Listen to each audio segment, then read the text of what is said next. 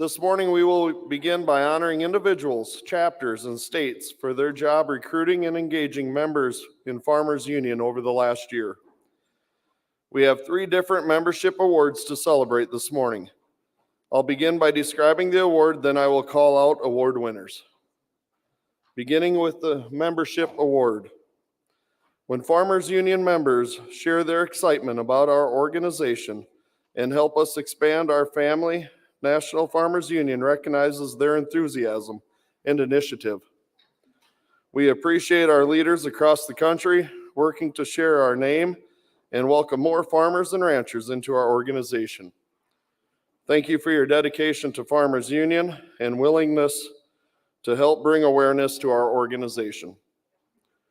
From Minnesota Farmers Union, Kelsey Love Zav. I knew I was going to mess this up. I practiced numerous times. Sorry, Kelsey. Zavedra. And Linda Larson.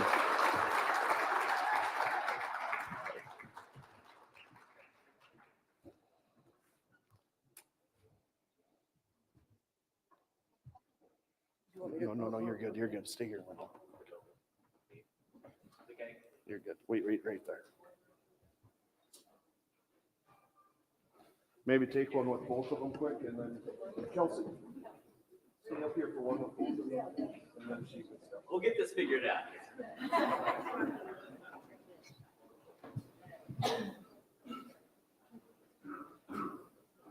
And then get one with this Linda. Linda, do you want one?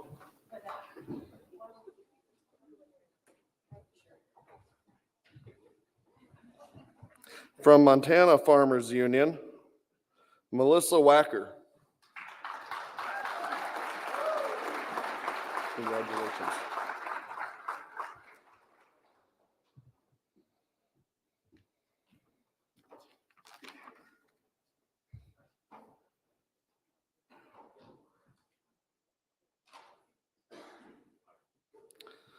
Leadership Awards. Our Leadership Achievement Award recognizes outstanding counties across the country. Active local, county, and district organizations are a very important piece of the puzzle concerning Farmers Union grassroots success.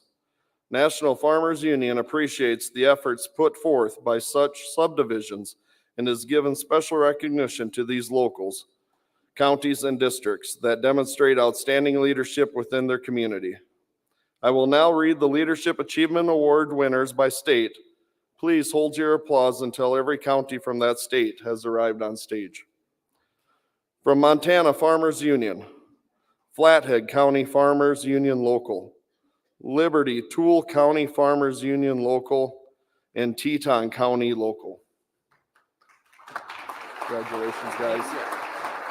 Congratulations. Hey, I got your comment. Yeah.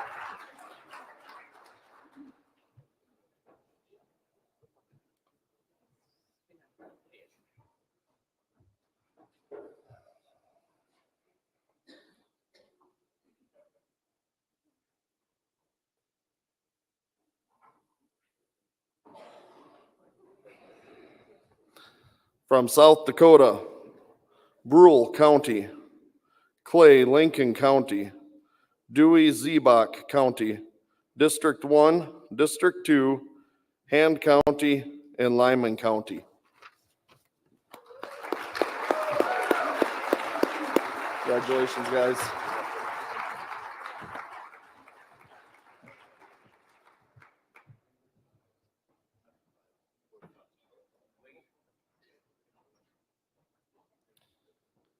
Rob, it only gets worse from here.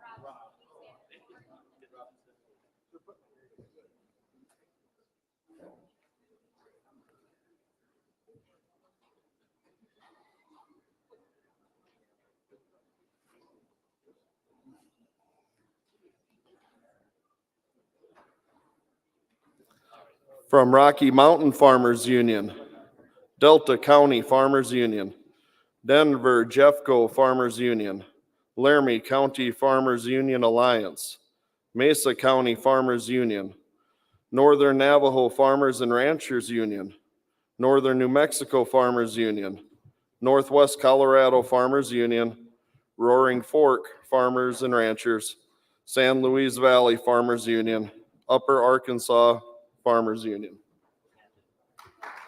Congratulations, guys. Congratulations.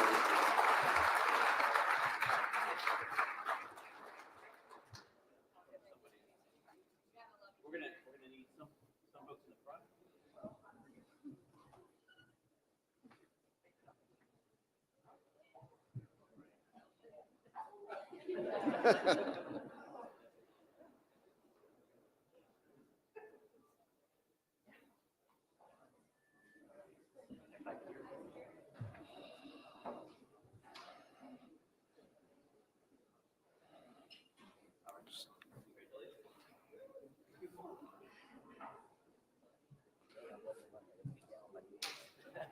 From Minnesota Farmers Union, Chisago County, Dakota County, Dodge County, Fillmore County, Hennepin-Ramsey County, Kandiyohi County, Pine County, Redwood County, Scott County, and St. Louis County.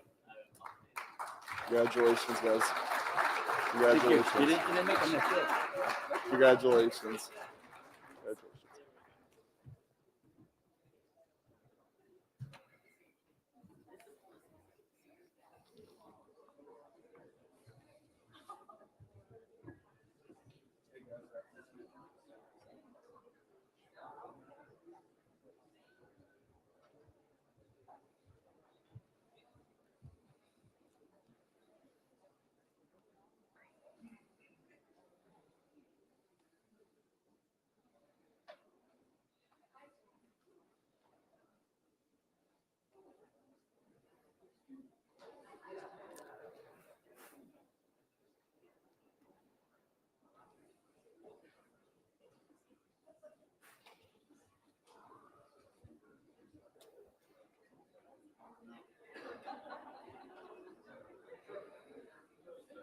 The Outstanding Leadership Award is given to the states that have earned 10 or more leadership awards and have increased membership as state divisions.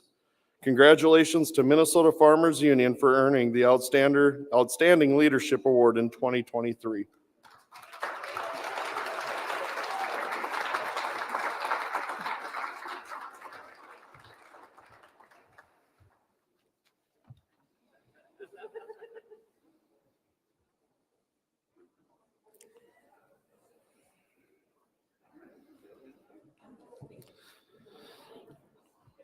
We will recognize one more state division and their Leadership Achievements Awards.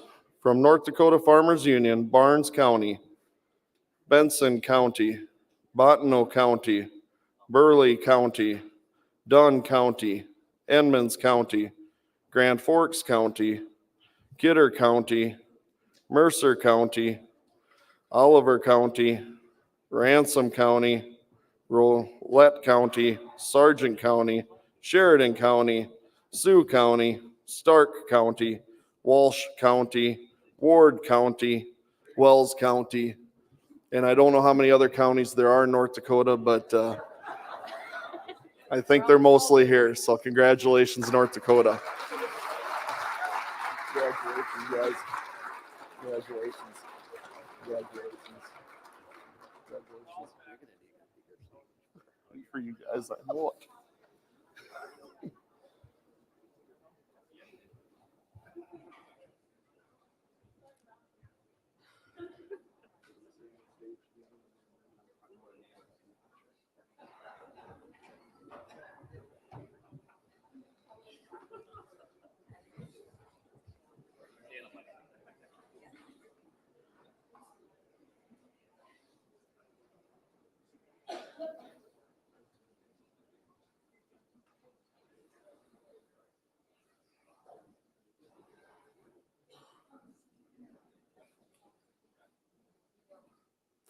Congratulations to North Dakota Farmers Union on receiving 19 Leadership Achievement Awards. As a state, North Dakota Farmers Union membership has increased by over 11,000 members.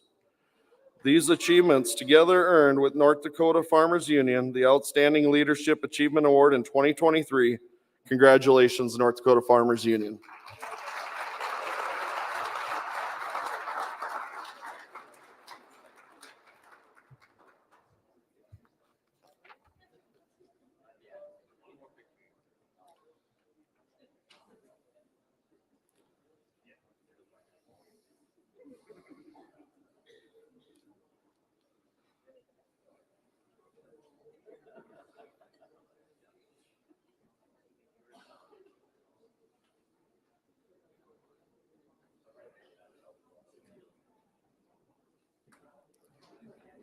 Yeah, absolutely.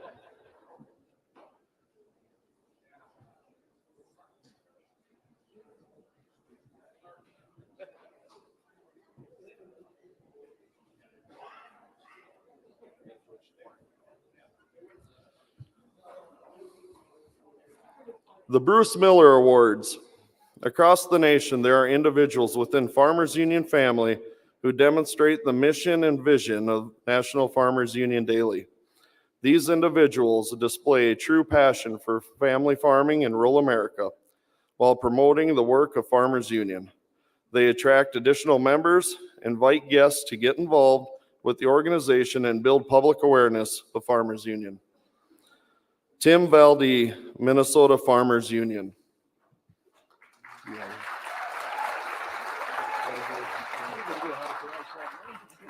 don't know, I've heard it once.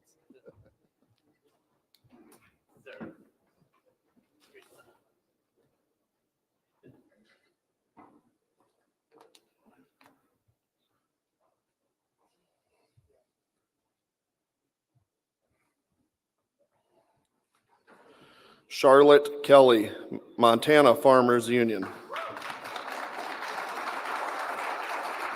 Congratulations.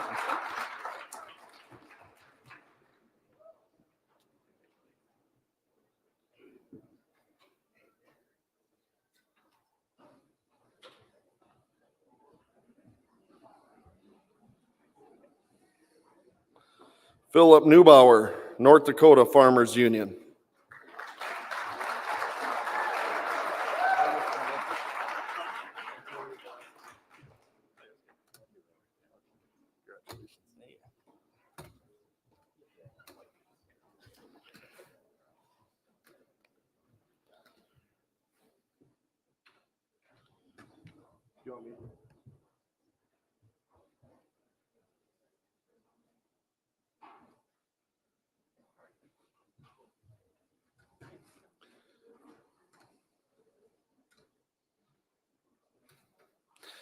Gary Bloss, Pennsylvania Farmers Union.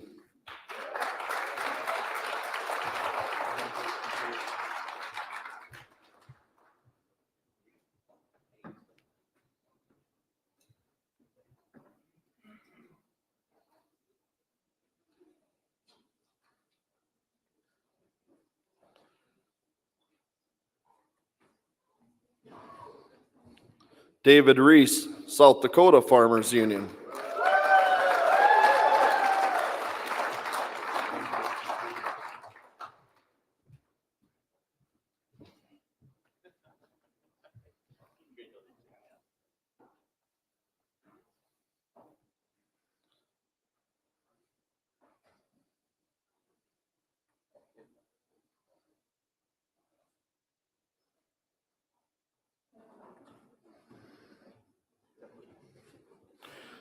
Danielle Envig, Wisconsin Farmers Union.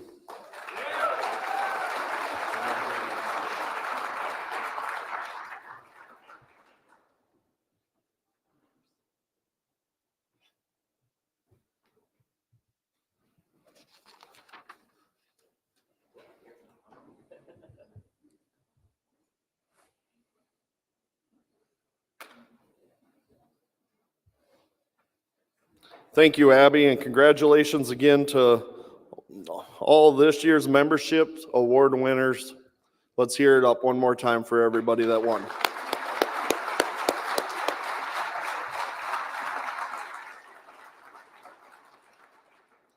Our organization is built on committed volunteers like those we just recognized and local organizers committed to engage in their communities and advocating for our grassroots policy priorities. Our next speaker shares Farmers Union vision for grassroots engagement. I am pleased to introduce Sarah Suggs, President and CEO of Sandra Day O'Connor Institute of American Democracy.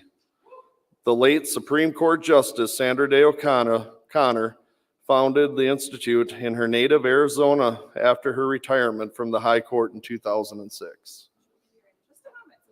Oh, I'm sorry. The Institute's vision particularly resonates with Farmers Union and is the reason we are here this week to create a nation where important policy decisions affecting our futures are made through the process of critical analysis of the facts and informed participation of all citizens. And she will be here shortly, so we will await her arrival.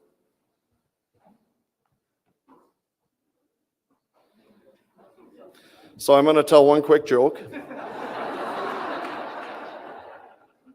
Warm me up for Charlie Barron's. So something that Rob LaRue shared with me was back when he was a little younger, he was out picking rock in his fields, and he stumbled across a genie's lamp. And sure enough, the genie came out and said, "I'll grant you 3 wishes." And Rob was getting ready to plant corn, so he thought real quick. And Genie said, "There's one condition. You have to wait 6 months in between wishes." He said, "Well, I'm going to plant this cornfield, so my first wish is that I can average 250 bushel corn straight across." 6 months later, he took all the corn in the town right to the nose, 250 bushel across every acre he planted. Genie came back and said, "Okay, Rob, what would your second wish like to be?" He said, "Boy, I wish that cash price of corn would go to $15 a bushel." Well, wouldn't you know it, there's a drought in the Midwest. You can't get anything imported. West Virginia is the only place you can get corn, and cash price goes to $15 a bushel in West Virginia. 6 months later, the Genie comes back and says, "Well, Rob, are you ready to make your third wish?" And he said, "Well, yeah, I want corn to go to $15 a bushel." And the Genie kind of looks at Rob and says, "I thought that was your second wish." And he said, "Yeah, but this time I'm going to sell."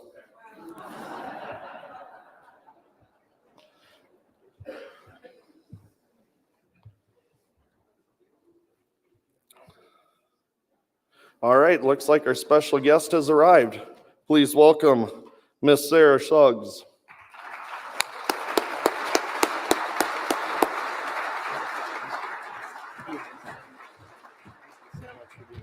Is that all right too? Yeah, just this right off the way, sorry. Well, hello and good morning. Welcome to Arizona. Sorry about the weather.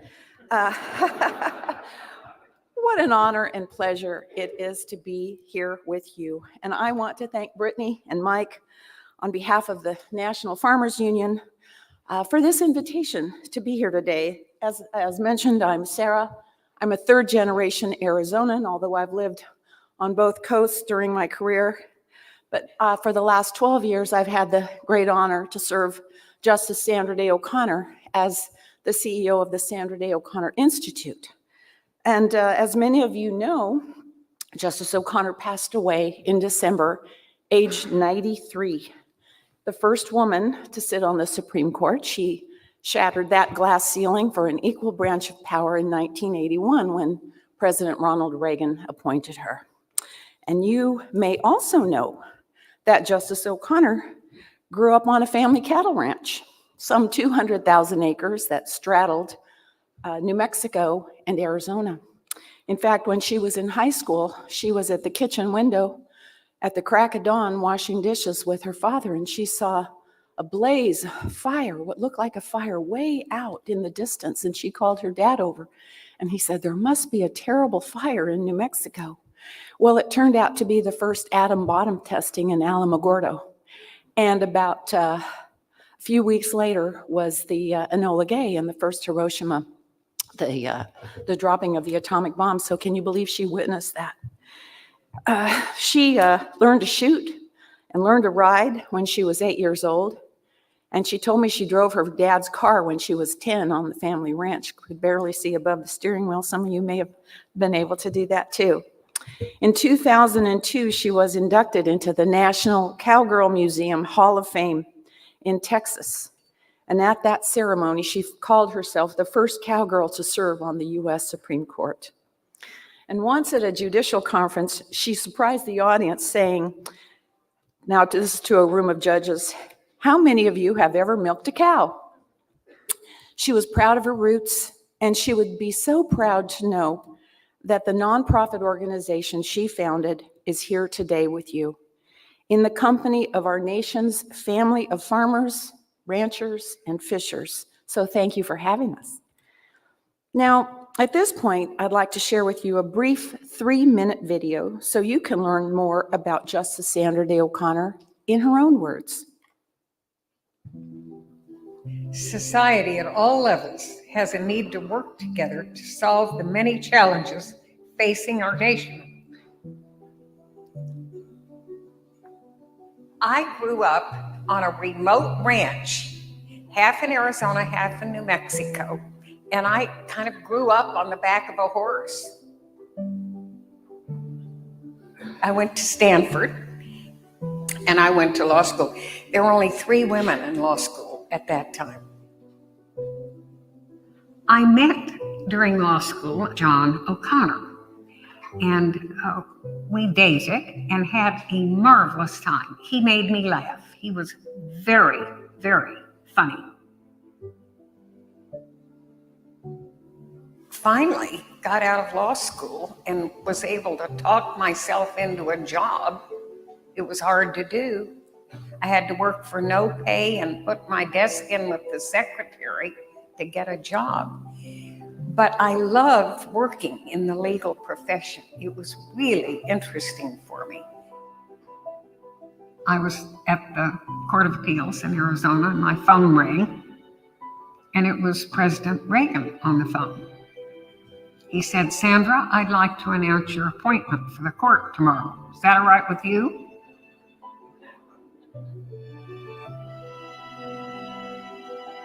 It's wonderful to be the first to do something, but I didn't want to be the last.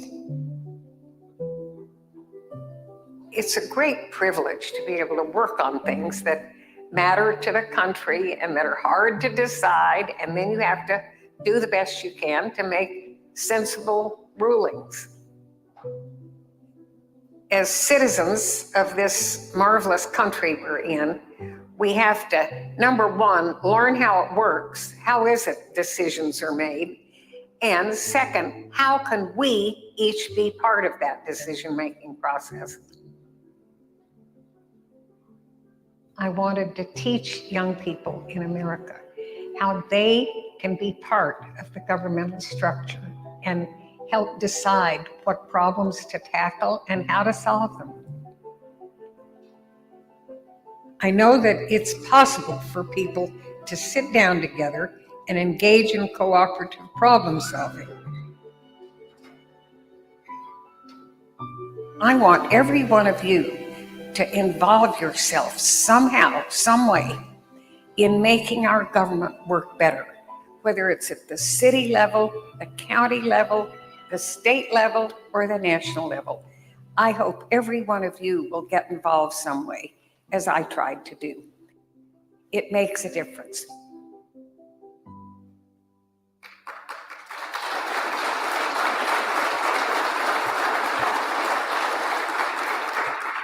Thank you.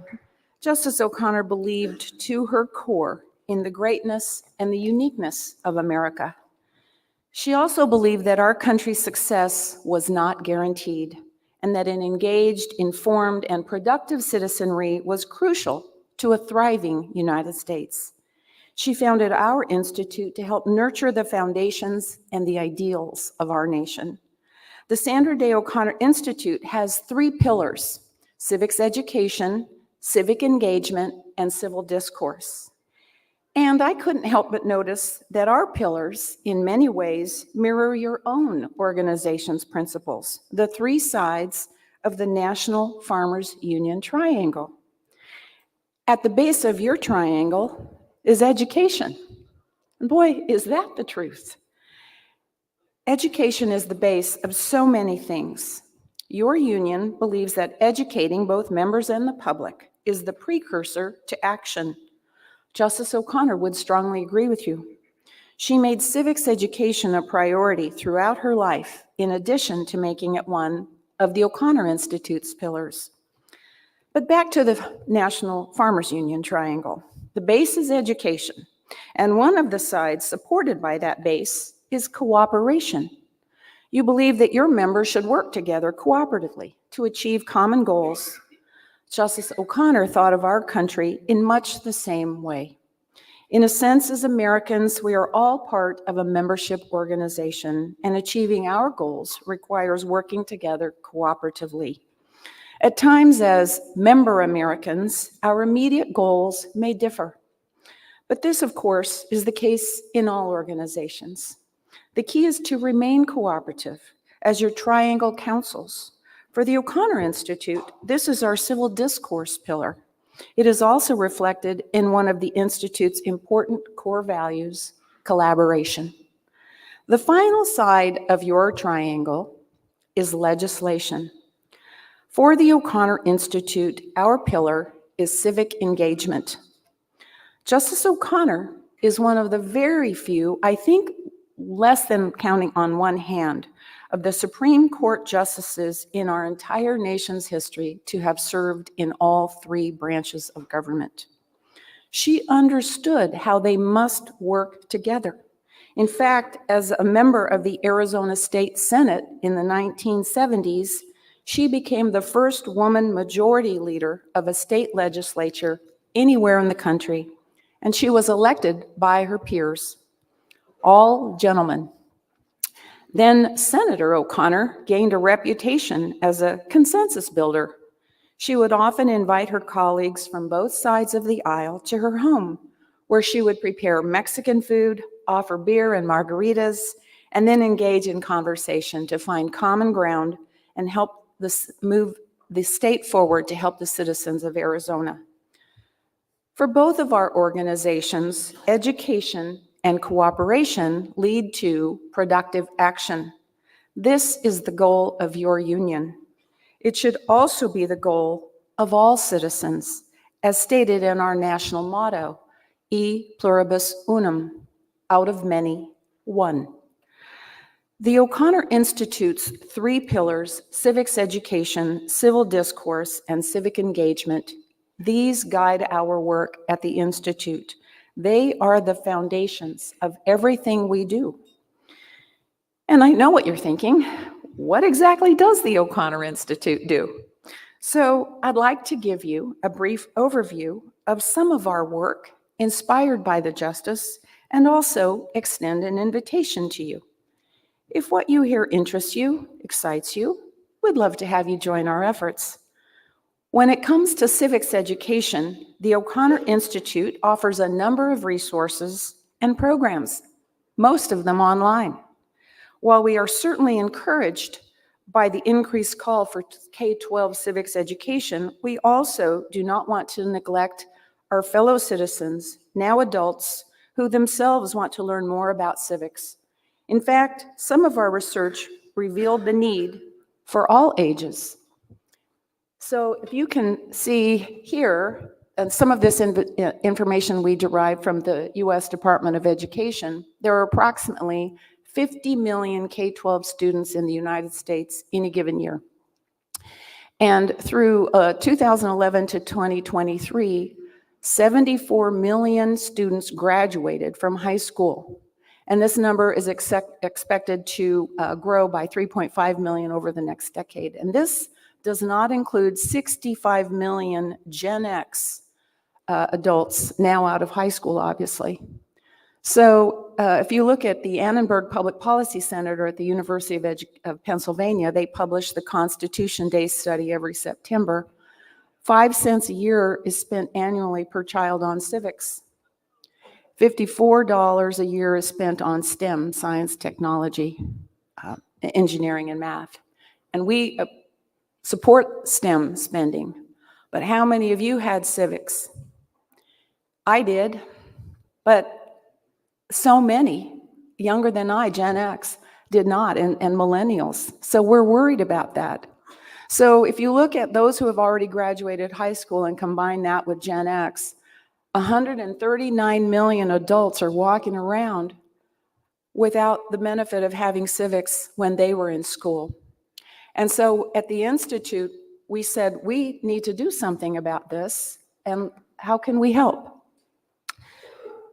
So that is why we recently debuted something called Civics 101, a free, online, comprehensive compilation of accessible civics micro lessons. Each one is 10 minutes or less. Civics 101 is designed to provide every American with the civic knowledge necessary and fundamental knowledge to help them become good citizens or better citizens.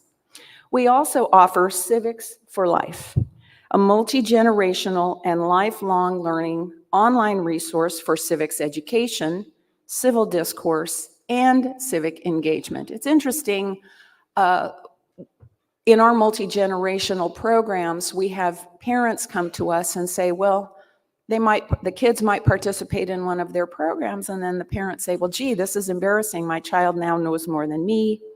Can you help? And so that's what we're trying to do. A lot of them say, well, how do you get started as a volunteer? Where do you do that? Well, if you go to civicsforlife.org, you'll find ways to get on the path to citizenship, or volunteerism and help your community. So at civicsforlife.org, you'll find robust civics education materials and toolkits, including the aforementioned Civics 101. You'll find top quality and compelling new writing on civics with an emphasis on connecting civics to our daily lives, and an ever-expanding library of online conversations, podcasts, moderated debates that show the pros and the cons of issues, authors, and policymaker interviews. Our civics education programs and initiatives extend to middle and high school students as well. And I should mention that the Institute is nonpartisan. Very hard to do today, but we manage. High school students across the country can participate in the O'Connor Institute Ambassadors Civic and Debate Club. This is an extracurricular online leadership development program that includes a scholarship component. And for middle school students, we offer Camp O'Connor USA, which is a free week-long summer camp providing civics education and leadership development. We have students from all across the country who come here, if you can imagine, in June to Phoenix, Arizona. They come with a parent or a guardian. It's merit-based, it's free. They write an essay on civics and what America means to them. It's quite competitive. The camp counselors are thinly disguised civics teachers, but full of enthusiasm. We hold the camp at the Arizona State University Sandra Day O'Connor College of Law. And there we present a one-week crash course for student campers, middle schoolers, current 7th and 8th graders, and they learn about American government and civics. And in addition to fun-filled learning, students also visit the Supreme Court and the House of Representatives. They meet the governor. They have Q&A with the governor and a Supreme Court justice, and their questions are very interesting. And they participate in a mock political party convention to elect the presidential nominee for the Stars and Stripes Party. And that includes a debate and a town hall. Justice O'Connor absolutely loved this program. In fact, it was her idea many years ago. So to really get a sense of it, I hope you'll let me show you this short 2-minute video about Camp O'Connor.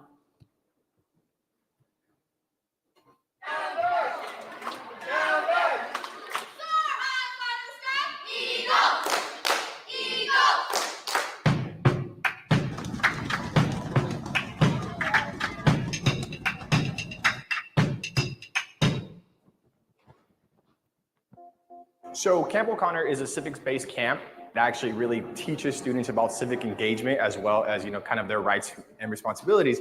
But it also really, hits on the foundations of what our government is, not only at the local level, but the state level and also the federal level.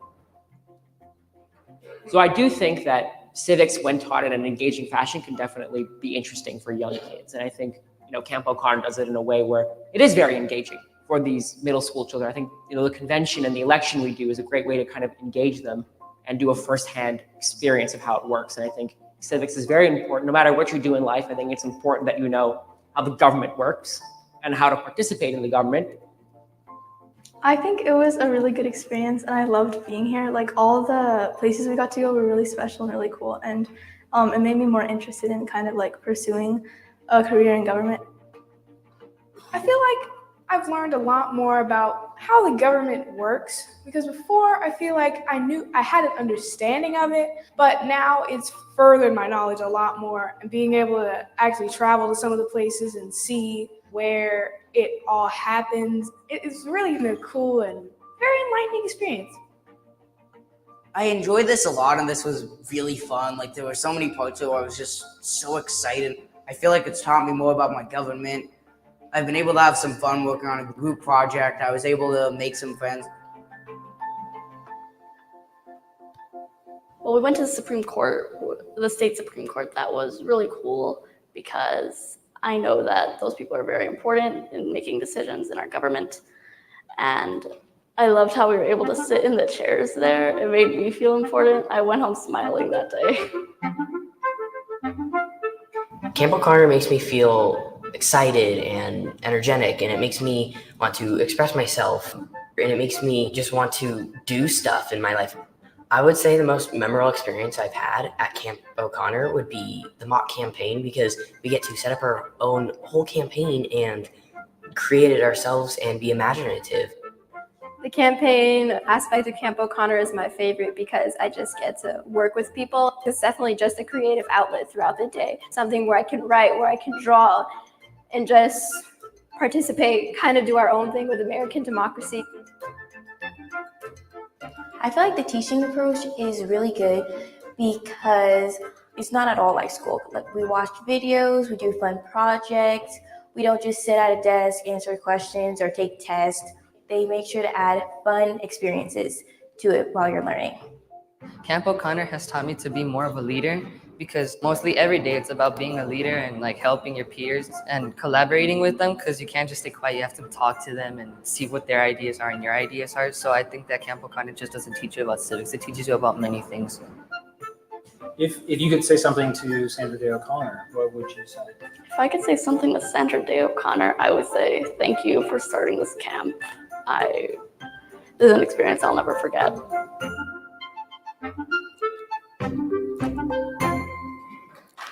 Thank you. Thank you. Isn't that amazing? We have been working on this for several years to develop what we hope is the gold standard for civics camps in the country. And I should mention that we do offer scholarships for these young campers to come to Arizona and a parent or guardian to house them so they can attend the camp. So as the week, they come in on Monday with like deer in the headlights, and by Friday they're ready to run the country. So it's really inspiring. I'd like to mention another initiative of the Institute, and that's a new initiative, a production of original public policy research in civics.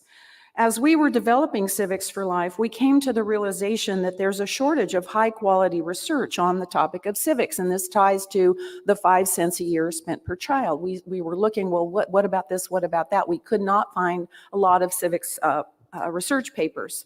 So we began researching out to academics across the country. This is led by Liam Julian, who is our Director of Public Policy. He's formerly with the Fordham Institute, which is a think tank in Washington, and he was a research fellow at Stanford University prior to joining the Institute.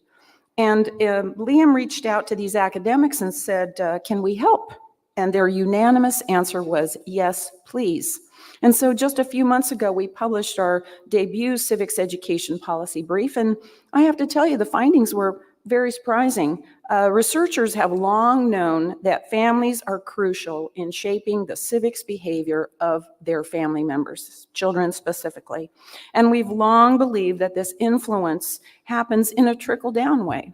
You register to vote, you take your children to the polls, your children are more likely to become voters, registered voters, when they turn 18 and beyond.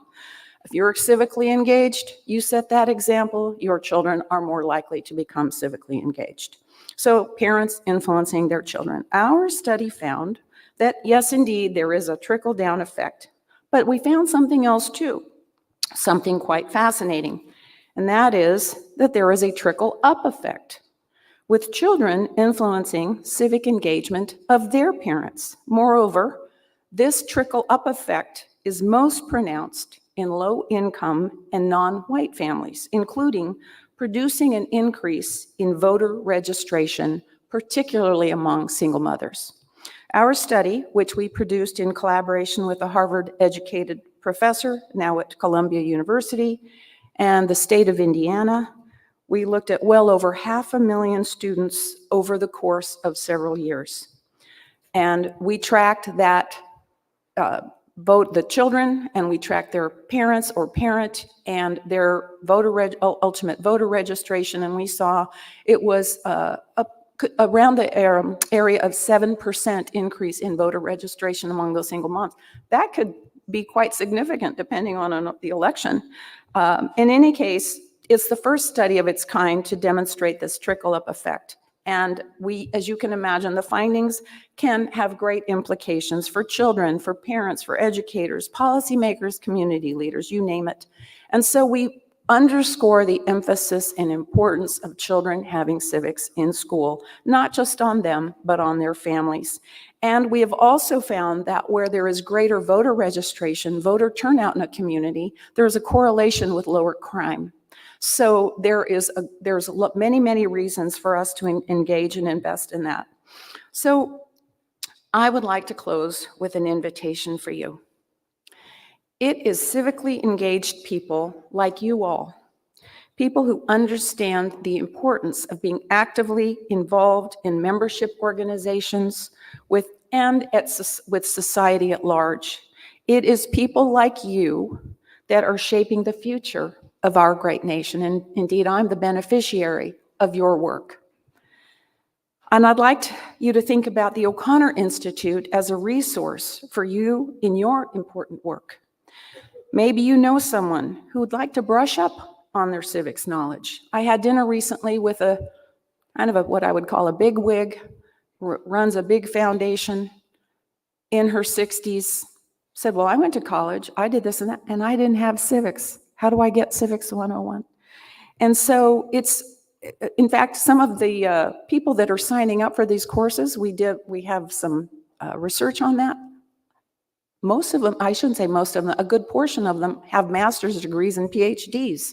So go figure that one. Maybe you'd like to know, you know someone who would like to brush up on their civics knowledge, but isn't sure where to start. Or maybe you have a child or grandchild, niece or nephew who wants to talk about topics but doesn't really know how to do that without, he needs a little help. Well, civicsforlife.org has some really good tools on how to engage in a civil conversation about something. Or maybe you're curious to learn more about civics trickle-up effects that I described earlier. In all these cases and more, the O'Connor Institute can be a resource for you and others. And our purpose, given to us by Justice O'Connor, is to be of service, to do what we can to help others in their work to further a better America. We're always open 24/7 at o'connorinstitute.org. I hope you'll pay us a visit. And again, thank you so much for inviting me to be here today. It has been an absolute honor. Enjoy your time here.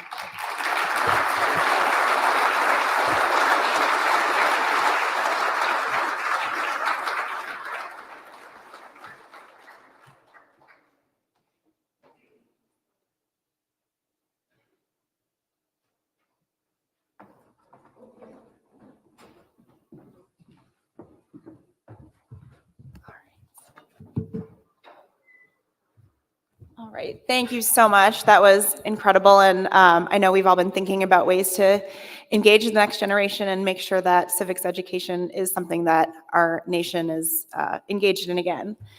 Secretary Vilsack is here. He will be up in just a few minutes. I wanted to turn to a couple of announcements while we're waiting for the secretary.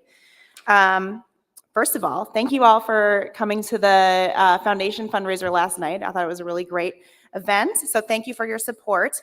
We've also got another fundraiser later tonight. We've got our PAC fundraiser.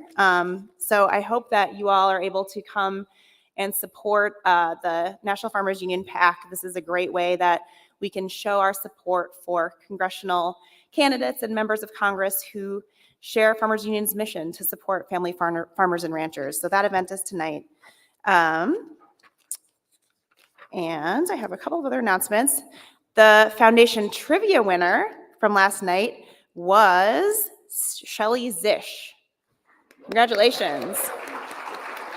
Are you in here? Yeah, great job.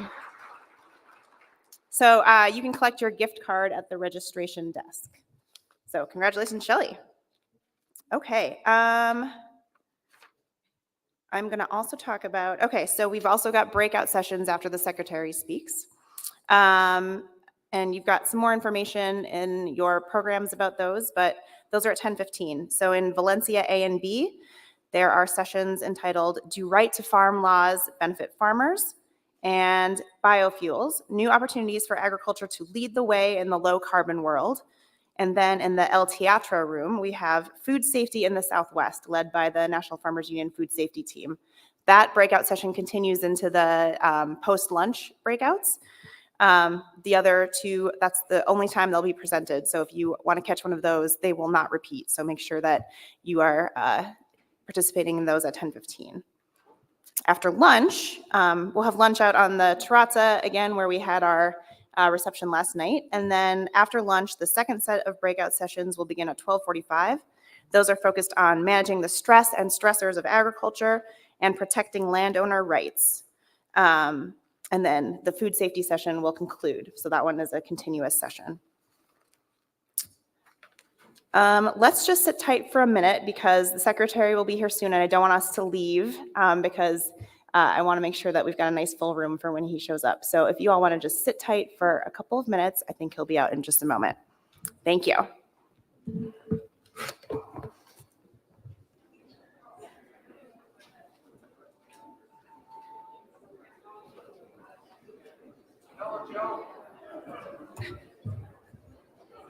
No.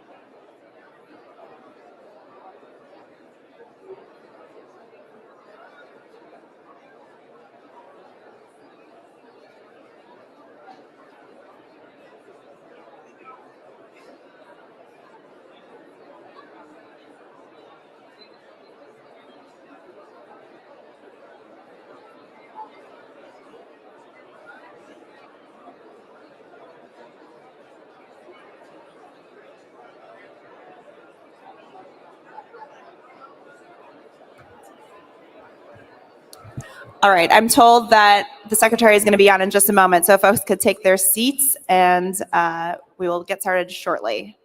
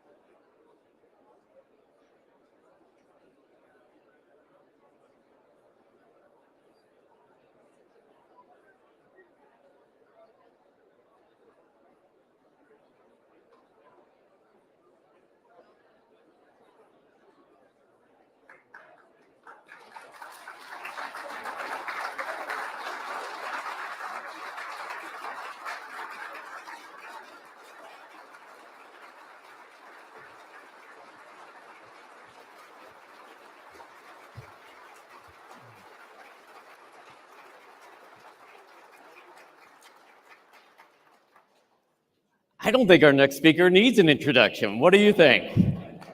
Ladies and gentlemen, it is my distinct pleasure and honor to welcome our U.S. Department of Agriculture Secretary of Agriculture, Tom Vilsack. Secretary. Thank you. Well, Rob, thanks very, very much. And good morning to everybody. It's great to be with you again today. A lot to talk about. And I know that Rob's got a number of questions he's going to ask me, so I'll try to get through my list pretty quickly. You know, one of the primary responsibilities, I think, of a government beyond providing vital services and protecting against unfair or fraudulent activities is to promote economic opportunity for all. Building an economy, as President Biden likes to say, from the bottom up and the middle out. I will tell you that we are continuing to work to rebuild opportunity for small and mid-sized farming operations in this country. I'm concerned, and I've shared this with you before, about the continued erosion of the number of farm families that believe they have the opportunity to continue to do what they love to do, which is to farm, and to continue to do what they love to do, which is to pass it on to the next generation. I think it's fair to say that tariff policy and the pandemic again took its toll on farm families. But over the last 3 years, things are turning in a different direction. I say that because in the recent census, despite the fact that we continue to lose farms, we saw a significant increase in beginning farmers and young farmers, new people coming in to this opportunity, which I think is a positive sign. I think it's also positive by virtue of the investments that have been made in rural America that we're beginning to see the rural economy overall improve. Employment is back to where it was pre-pandemic. Unemployment in rural America is at record lows. Real wages are back up. Inflation is coming down, and in fact, we have the strongest economy among developed nations in the world. And even the poverty rate and persistent poverty has gone down. So the challenge, I think, for us is to continue that momentum, which is why we've instituted a concerted effort to expand significantly the opportunities available to small and mid-sized farming operations. Asking ourselves the question, why is it that 88% of American farmers have to work off the farm to be able to keep the farm? Why is it that the farmer has to work a second job? Why isn't it that the farm doesn't generate a second, third, or fourth income? Which is why we put in place a series of strategies with significant investment designed to create those additional income opportunities. I came to you last year with the whiteboard speech, and I indicated to you the direction we were going to take. I told you that we would make a commitment to climate smart and sustainable agriculture, and that we would begin the process of paying farmers to embrace climate smart and sustainable practices and to create better market opportunities for them as a result. Today, I can tell you that nearly 2 million acres is signed up in those climate smart contracts, and it's just the beginning. We anticipate and expect as many as 25 million acres and perhaps as many as 60,000 farmers participating in that initiative. We've invested nearly $300 million, started to invest nearly $300 million in an effort to monitor and measure and verify the results of those climate smart practices so that farmers will be able to fully participate in ecosystem service market opportunities, a new income stream for those who are willing to pay and are interested in paying farmers for the climate result that farmers and only farmers can get because of the fact that you can sequester carbon only in soil and oceans. This is an opportunity that combines with our effort to create standards and protocols and verifiers so that farmers can be confident as they enter into these markets that they're entering into markets that are designed for farmers, designed to benefit farming operations. We've worked hard within the administration to ensure that as this new opportunity of renewable fuels and bioproduct manufacturing is a new income source for farms, an opportunity to convert agricultural waste into something more valuable, like sustainable aviation fuel. We've convinced, I think, our partners in the federal government of the need to use modeling for the determination of these tax credits that make it possible to produce sustainable aviation fuel financially, that the model be one that basically allows and recognizes the role that farming can play in providing this new industry. We've also made sure that we've educated our federal agencies, our sister agencies, about what you all are in fact currently doing in terms of sustainable practices. That farming is not, it's a very sophisticated business. That farmers have embraced no-till, they have embraced cover crops, they understand the importance of energy efficiency fertilizer, and they're using these practices today to produce the crops that can be converted into sustainable aviation fuel. We've focused on the opportunity for renewable energy by doing over 5,000 REAP grants recently to farmers and ranchers.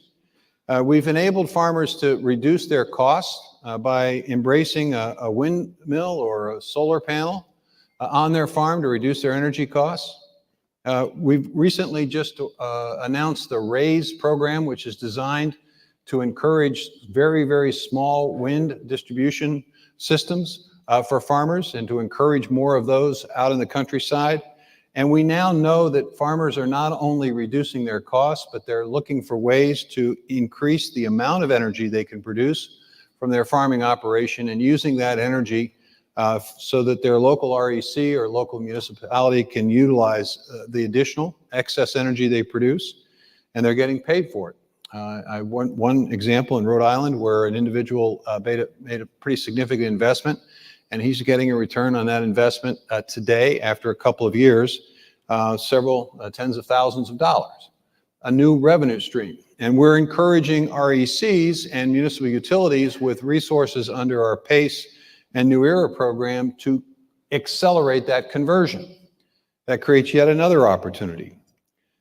You all have said repeatedly to me the necessity of moving away from large-scale processing facilities and enabling farmers to have opportunities of independently owned and in many cases farmer-owned processing. I can tell you that we have embraced that challenge. We've invested in new processing capacity. We've created a loan guarantee program to encourage more processing capacity. We've provided and created relending programs that create additional sources of credit for processing capacity. We've invested in production facilities and processing facilities, allowing to expand their markets beyond selling inside a state to interstate. And today we're announcing 42 additional grants under our MCAP program. This is the program that is designed for very, very small processing capacity.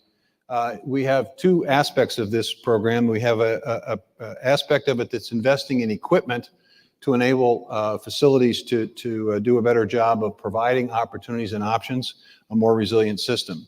And today we're making 42 grants, equipment grants. The purpose of this program is to not only expand and diversify meat and poultry processing that are producer-owned, but to create jobs in rural places, to create consumer choice, and also to increase competition and greater resiliency. We have as priorities within this structure looking at ways in which cooperatives owned by producers can be beneficiaries of this program. We received 709 applications for the nearly $64 million that was available, 539 applications for equipment expansion, and 170 applications for expanded facilities. Today, we make these 42 equipment grants in 27 states and Puerto Rico. We're looking forward to continuing making announcements over the course of the next several months under this program. Let me just give you one example. Nordic Meat in Wisconsin, it's located in the state of Wisconsin. It's going to use its grant to essentially expand its capacity to grind and create ground beef products and to package same for local markets. It will increase, 100% increase in the livestock it can process over the next 2 years.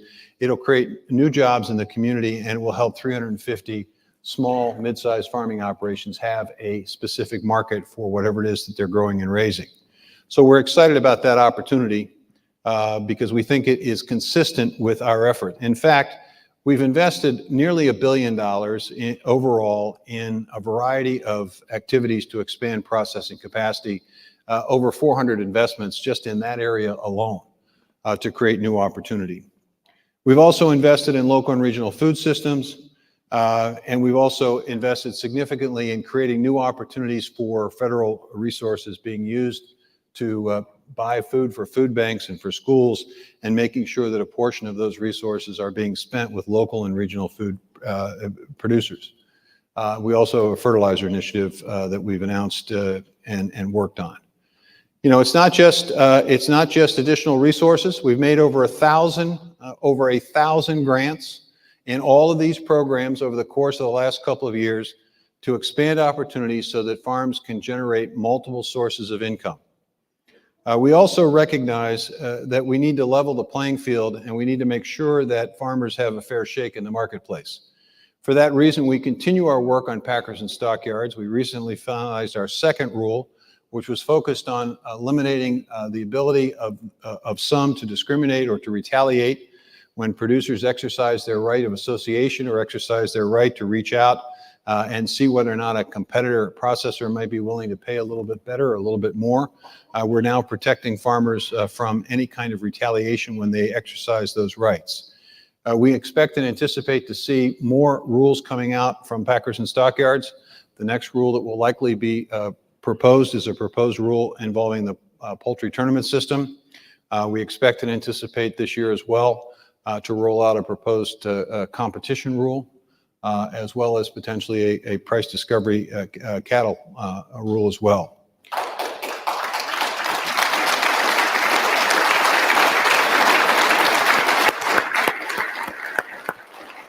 Now, I came to you last year and indicated that we were going to take a look at trying to create some consistency and transparency and predictability in terms of labeling. I told you we had a proposed rule, product of the USA. We received 3,300 comments about that rule. Today, we're filing that final rule that was announced. We're encouraging adoption of that rule as quickly as possible. There's an extended period of time before formal implementation, but we are now on record as being for the utilization of that label only when the animal is born, raised, slaughtered, and processed in the U.S.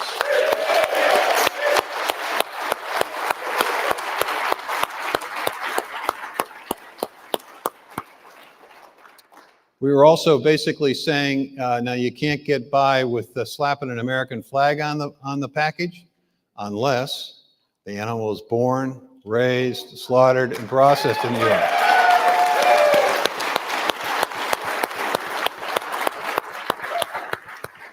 The reason for this is quite simple. We surveyed consumers. We asked them the question, when you see this label, what do you think it means? I said, well, what do you mean? What it means everything was done in the United States. Well, actually, that's not been the case. Then we asked the question, do you place a value on that? I mean, in other words, are you willing to pay a nickel or two more if that is on the list? Well, absolutely. We want to help our farmers. So in order for that value proposition to be respected, in order for there to be fairness and honesty and proper representation in the marketplace, it's important to have rules like this. I'm excited about this opportunity. We're also focusing as well on the issue of seed. As you know, we had a seed report. The seed report came back and said, look, first and foremost, there has to be a better relationship between the Department of Agriculture and the United States Patent and Trade Office. And because far too often, folks are getting patents extended or granted, and it makes it harder for producers' voices to be heard in that process. It makes it harder for researchers to be able to have the germplasm, to be able to create alternatives and new opportunities and more choice and more competition. So we established the Farmer Seed Liaison Program, and we're now providing that farmer voice into that process. We think it creates greater transparency. We think it creates potentially more competition and hopefully lower costs for farmers. We also think that there is a Federal Seed Act and that people ought to comply with the Federal Seed Act. So novel idea. Novel thought. Novel idea. And so the question is, what is happening out there in the marketplace? You know, there's a lot of information that's available on the web. And there's a tendency on the part of all of us to say, well, I read it on the internet, so it's kind of got to be true, right? Well, maybe it is, maybe it isn't. So we're announcing today a website monitoring program where we're going to hire specialists who are specialists in understanding the intricacies of the Federal Seed Act, and we're tasking them with doing a very comprehensive review of what is currently being placed on the web pages of various seed companies to see whether or not, in fact, what they're saying complies with or is in opposition to the Federal Seed Act. These specialists will not only look at the websites, but they'll also look at any pamphlets or PDFs that are advertised or mentioned or linked to these websites, and we'll call out circumstances and situations where perhaps that Federal Seed Act is not being complied with.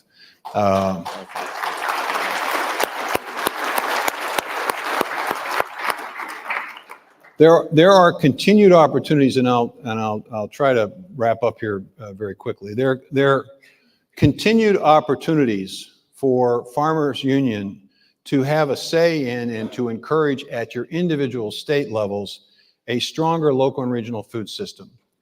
Part of the reason why that's part of our strategy to expand opportunity for all of you is a simple proposition, and that is under the current system, when folks go into a grocery store and they buy groceries, you all get about 15 cents out of every food dollar, that's slightly less than that.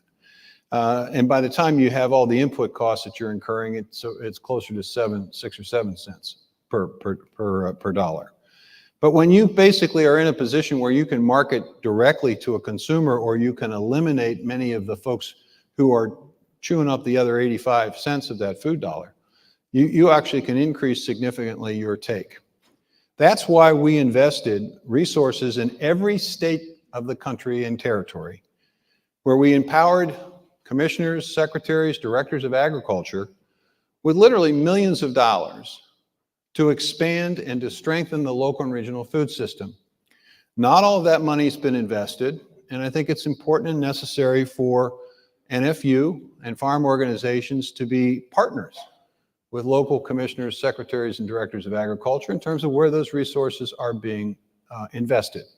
So that in fact, we are in a situation where you strengthen that capacity for you to do business directly with your consumer and your customer. It's why we've invested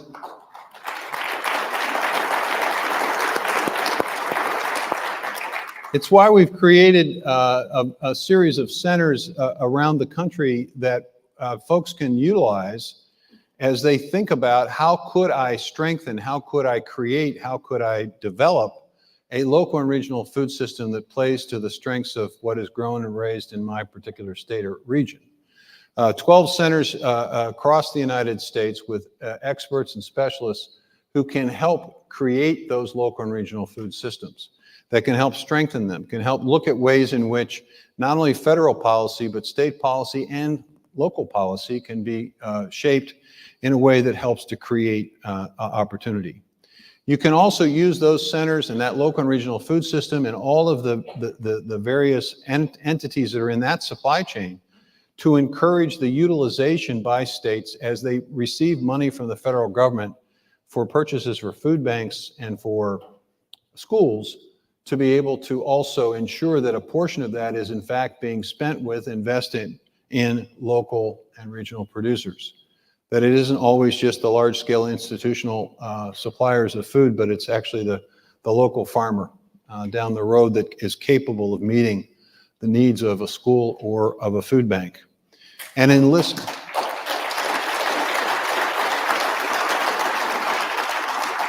And in enlisting their support and help, you can create a significant coalition capable of helping to shape a policy that supports this entrepreneurial framework that's been put in place. So essentially what we've done over the last couple of years is essentially move from what was the case. As previous secretaries have said, you have two choices in America, farmers. You can get big or you can get out. The problem, of course, with that is to get big, you have to have resources. You have to have income. And the problem with that is, despite the fact that we had the 3 best years in farm income in the history of the country the last 3 years, I know that's hard to understand, and here's why. Because when you look at the very, very large farming operations, the folks who sell more than $500,000 in sales every year, they garnered somewhere between 85 and 89% of that income. So that's 150,000 farms that got 85 to 89% of the income, which meant there's 1.7 million farms over here that had to share 11%, or 11 to 15%, which explains why so many farmers had a tough time and why so many farmers have to work an off-farm job. And up to 3 years ago, the only option was, that's it. Well, now you have multiple options. You have the ability to participate in a climate-smart agriculture activity and get paid for the sustainable practices that you're already doing and getting a better market price. You have the opportunity to market the benefit that you're accruing, not just to your farm, but to all of us when you sequester carbon and reduce greenhouse gas emissions and get paid for it. You have the ability to provide the feedstock for new industries like sustainable aviation fuel that will double the current biofuel system in this country and creating literally hundreds of thousands of additional rural jobs. You have the ability to utilize your capacity to produce electricity on your farm from a multitude of sources and help your REC lower costs for yourself and for your neighbors and create a new income source. You have the capacity to continue to look for ways in which you can do business with a local processor or be the local processor and benefit from not only production, but also processing. You have the ability to create, through the networks that you're creating, enough political will on the part of state and local governments so that as money is being spent, millions, in some cases billions of dollars over a year to feed our children in school or to feed those who are in need through food banks, to be able to ensure that that benefits local farmers as well. You have the ability to reduce your fertilizer costs by virtue of what we're doing. So instead of just get big or get out, you now have 1, 2, 3, 4, 5, 6 different ways to essentially create multiple revenue streams so that you can do what you want to do. So you can do what you were born to do, which was to farm. And then you can sit around that coffee table and say to your sons or daughters or your grandsons and granddaughters, hey, you know, there's opportunity here. And you can rebuild not only your farming operation, but your community. And in doing so, if we do this,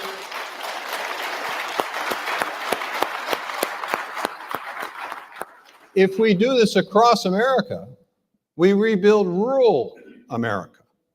And by rebuilding rural America, we create more people living in rural America. By the way, for the first time in quite some time, we actually added population to rural America last year, and that's a good sign. By doing that, you expand significantly the number of people willing to serve our country in the military, because a disproportionate number of those who do serve come from rural communities, and you keep alive the value that you instill in your young people, which is the notion that if there is something that's giving value to you, that you have an individual responsibility to give back to it. You look at your land, you look at your soil, and you understand it is providing something to me and to my family, and so I must replenish it, I must renourish it, and that's what you do. And by doing that, you teach each succeeding generation in that community that something of value requires contribution. And if you think about it, despite the challenges, despite the issues, despite the rancor that sometimes exists in this country, this still is by far the greatest country in the world that gives all of us tremendous freedoms and liberties. And that requires that all of us look for an opportunity to give back to it, and nobody does that better than all of you at NFU. So thank you very much. You're going to ask me about the farm bill.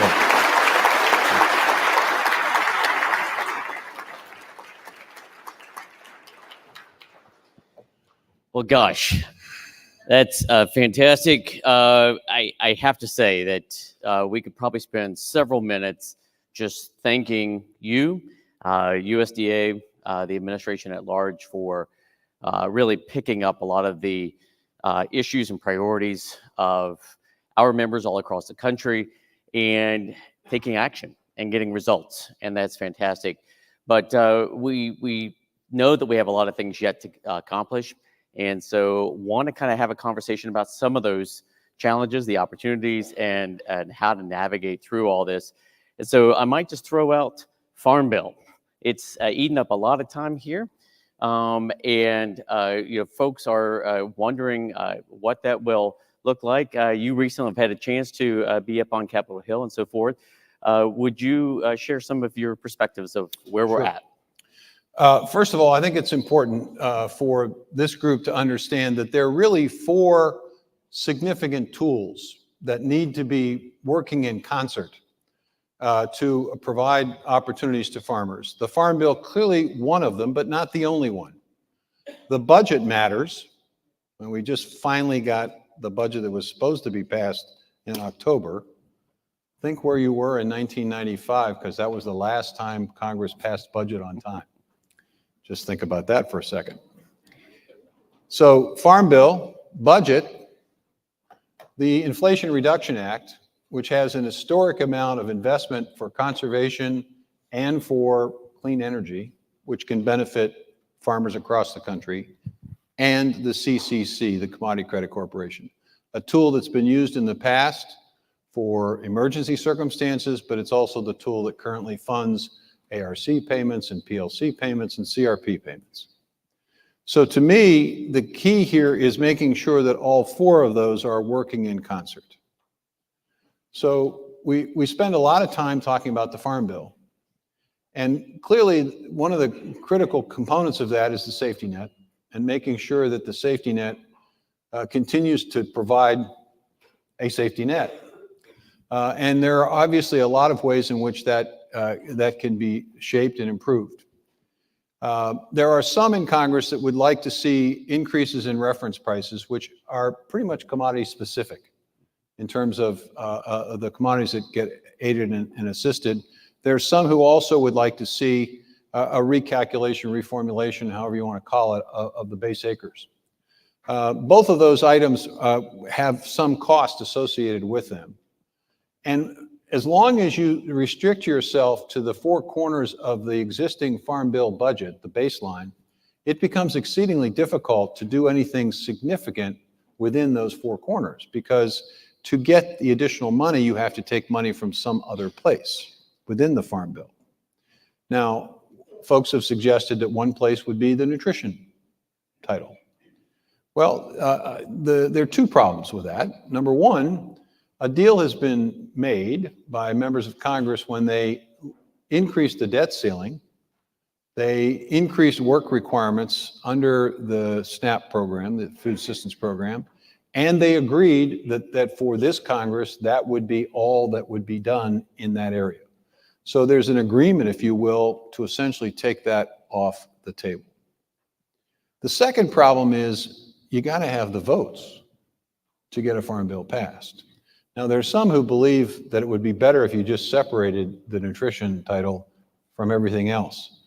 The problem with that is the nature of the Congress, with as many people who represent urban districts, they'll see it as something that's not necessarily totally beneficial to their particular constituency, and that creates some challenges. There are others who believe that we spend far too much money just overall on the Farm Bill. So right now, what you have is a circumstance where there is not support within the structure of the Farm Bill.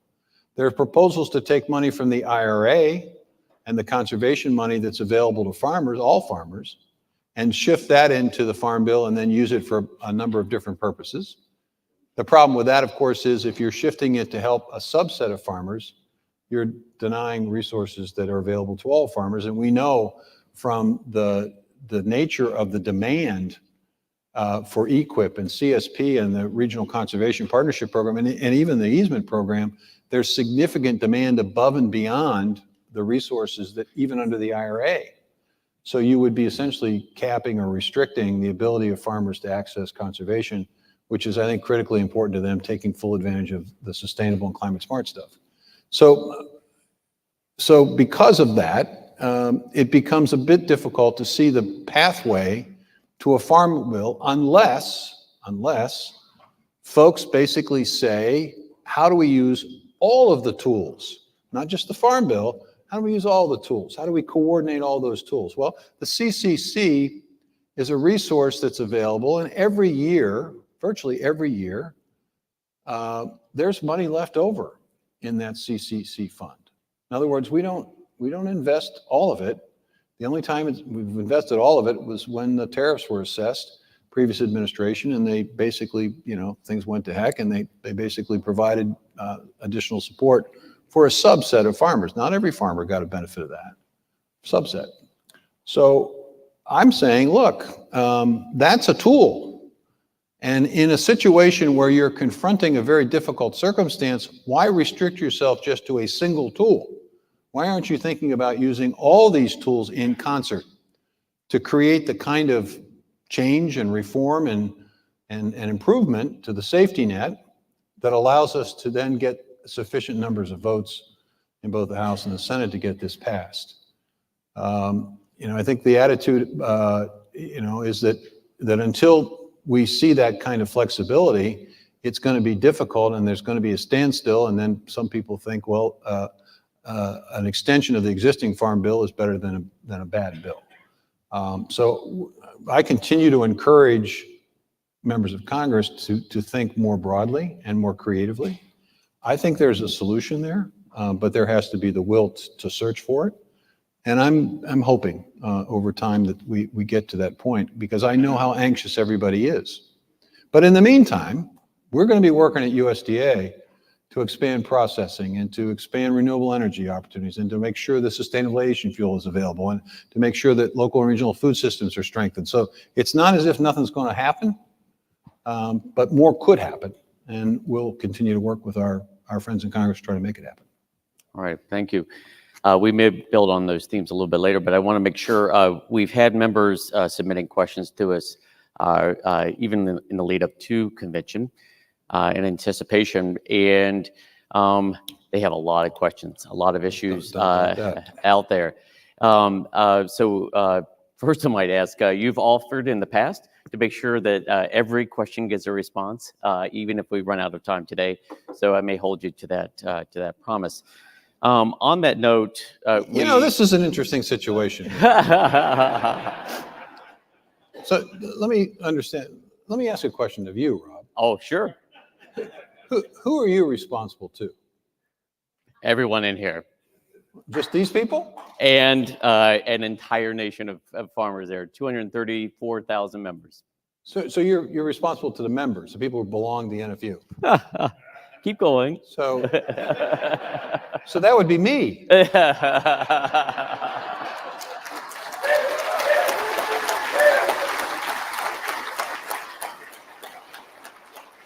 I'll be happy to answer your questions. I may give you a few. All right, sorry. Yeah. Go ahead. Fair enough. We'll answer those questions. Absolutely. Point made there.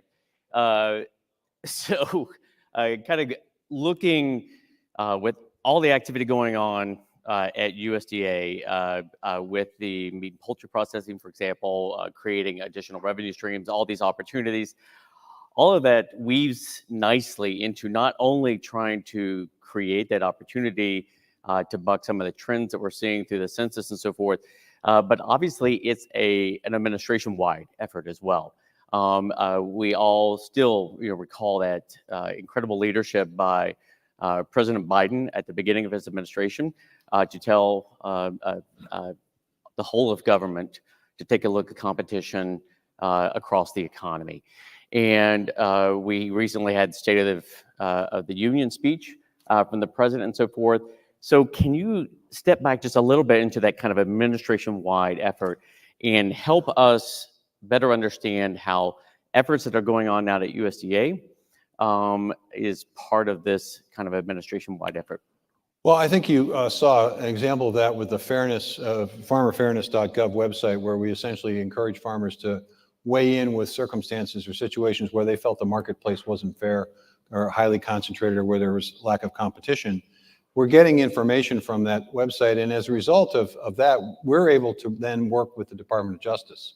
Recently, the Cook case, as an example, there were issues involving termination fees there was an unfair circumstance involving folks in termination fees, and we basically provided the Department of Justice with information about that circumstance. They then in turn filed a case and recently got an award and a settlement in that case. So we're constantly working with the Department of Justice on individual circumstances and cases, okay? We're also working with the Federal Trade Commission. Our labeling efforts are, it's not just us that'll be focused on making sure there's transparency and honesty in labeling, but the FTC is working. We are going to continue to work with the entire whole of government on this issue of junk fees. It's part of the competition agenda. It's also part of helping Americans with difficult financial challenges in tough times. I can't tell you how many different junk fees there are. Your cable bill, for example, it's got a lot of individual service charges that you have no idea what are these all about. And it turns out that in some cases, we're getting charged way, way beyond the cost of what it is to require the service. A good example is credit cards on late payments. They're only supposed to charge you for the cost of accessing a late payment. And it's like $8, but they're charging on average $32. So we're going to bring that down to $8, and that's going to save literally billions of dollars every year. The airlines, they were charging you this for this and that. Secretary Buttigieg has been working on reducing those fees.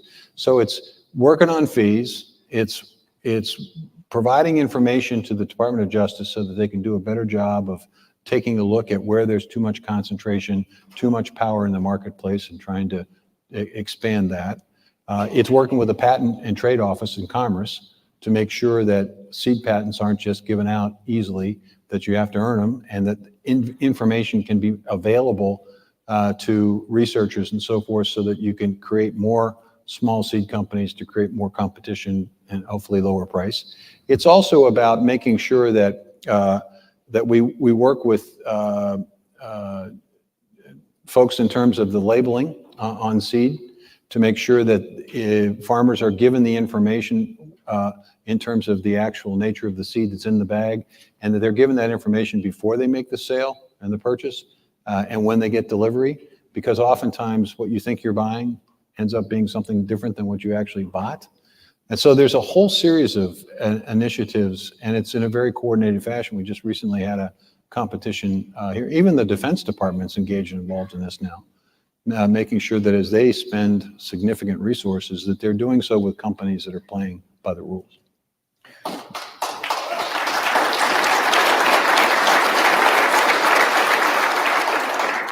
Turning back to climate smart agriculture, for example, and all of the initiatives that are getting underway across the country, and the historic investment through the Inflation Reduction Act and the voluntary conservation programs that are so popular at USDA. You and I had a brief chance to visit in Doha at the climate meetings there, and NFU has long been part of the World Farmer Organization, trying to make sure that we're sharing notes of farmer situations across the globe.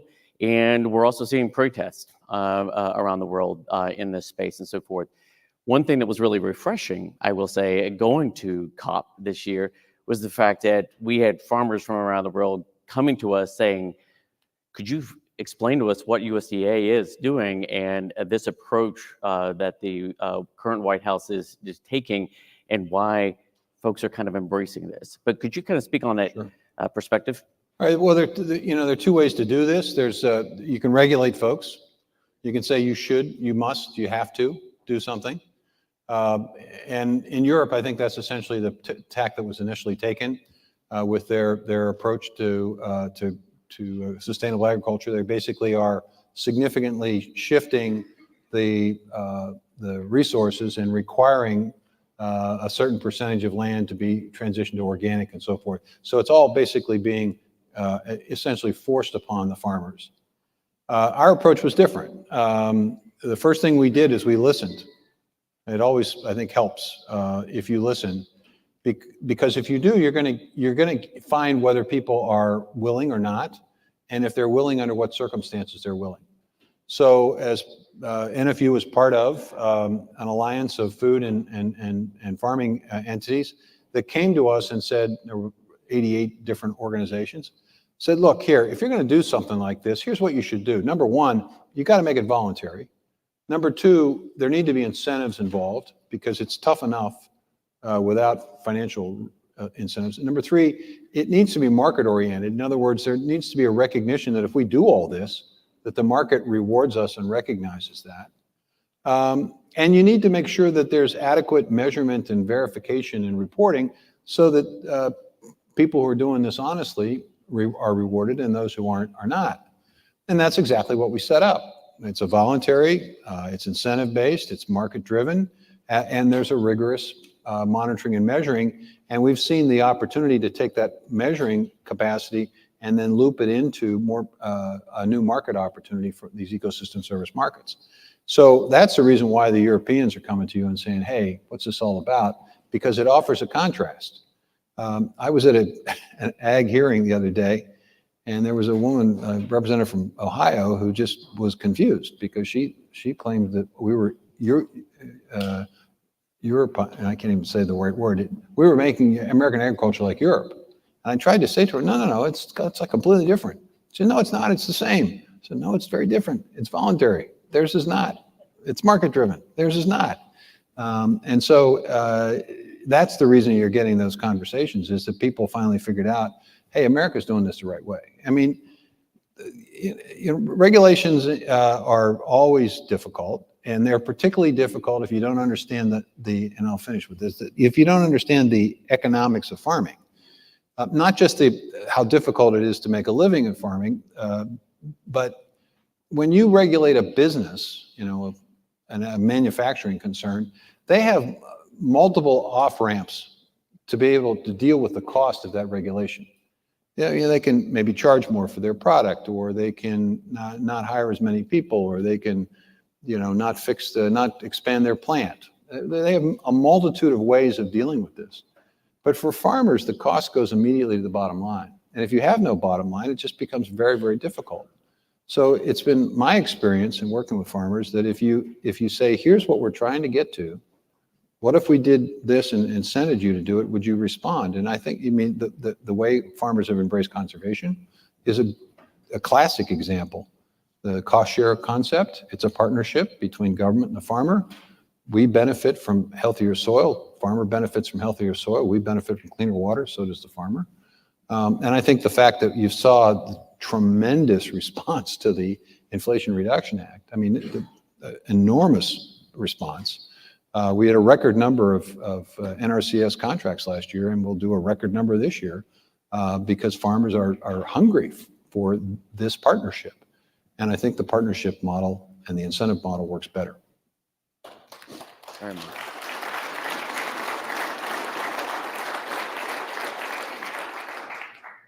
With that model and with all of the investments that are being made out there, and particularly in trying to deliver these programs through the county offices that we all rely on, staffing inevitably comes up, right? And this balance between making sure that technology continues to improve there for delivery, while make sure, in a few as long, wanted to make sure that not only are offices adequately staffed, but as equally important as making sure the staff are supported out there. And I know that this has been a huge focus.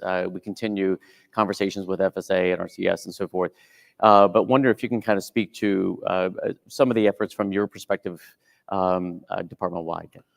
Remember, I told you there are 4 tools: Farm Bill, CCC, IRA. Also mentioned the budget. The reason I mentioned the budget is because it's the budget that staffs the people that do the work that create the other 3 opportunities. This is really somewhat frustrating to me, because I will have people in Congress come to me and say, we want you to, make sure that there are enough people in these offices. And then invariably they vote a budget that reduces funding for operations. How does that work? How does that work? Doesn't work, exactly. So we took advantage of the first year or 2 of this administration where there were additional resources, and we've hired more people. And we've also taken a look at ways in which we can streamline the processes. So we took the farm loan application and we literally cut it in half in terms of size. We're creating online portals now where farmers can apply online. They can get information about their loan online. All of that is to try to take a little bit of the stress off of staff. When I came back to this office, it's kind of an interesting experience. Never before, no one's ever come back. There's probably a reason. But when I left, the morale of I think it's fair to say our morale was quite high. We were one of the best large departments in the federal government in terms of morale. We were feted by one of the nation's business publications as one of the best places in America, the top 500 places to work. I came back, we were next to last in the survey. So we had to rebuild morale, and that meant investing as best we could in our people. And we've slowly improved morale, and we've made sure that the work gets done.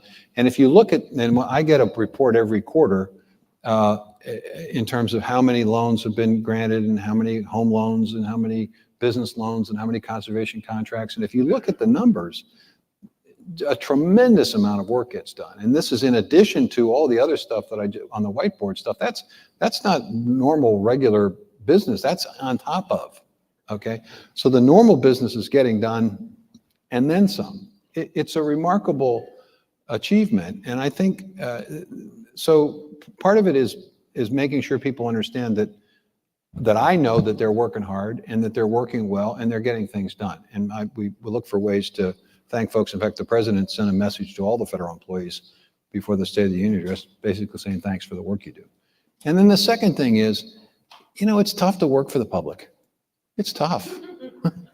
You know, there are 330 million people in this country, and you know, on any given day, a few of them are not going to be happy about whatever's going on. And so it's tough, and the language that's used by some folks when they speak about public employees, it's difficult. And then finally, the pay structure for federal government used to be really, really good. It used to be very competitive, especially in small towns, best job you could get. It's not the case today. It's not the case today. And so what really needs to be done is that there needs to be kind of almost an overhaul of the entire system so it's more market oriented than it is today.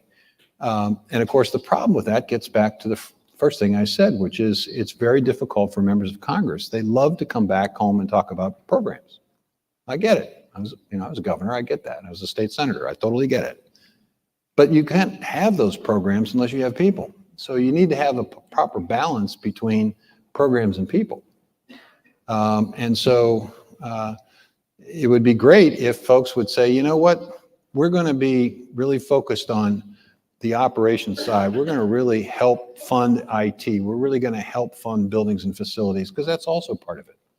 You know, if you're not in a nice space to work, it's sometimes difficult to come to work, right? And if you look at the budget that just got passed, they just basically sliced and diced the buildings and facilities budget. So, you know, the leaking roof or the air conditioning that doesn't work or the heat that goes on and, you know, it blasts you for a month or two, can't get fixed because there's no resource for it. So it's a complicated set of issues that has to be dealt with, but it starts with respecting the workers, acknowledging that they're working hard and getting the job done, making sure that the pay is competitive, and making sure that you understand there needs to be a proper balance between programs that we love and people who we should also love.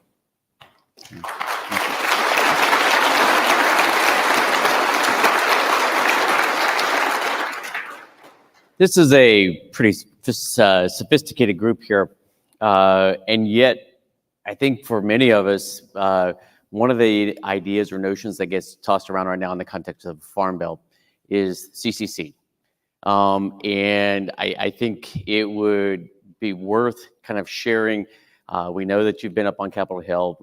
You know, there have been conversations about its use, what it could be used for, and wondered, is this just a checkbook for USDA to use? However wishes, maybe help educate us on CCC and in some of the thinking that you believe should at least be part of the conversation around the context of a Farm Bill.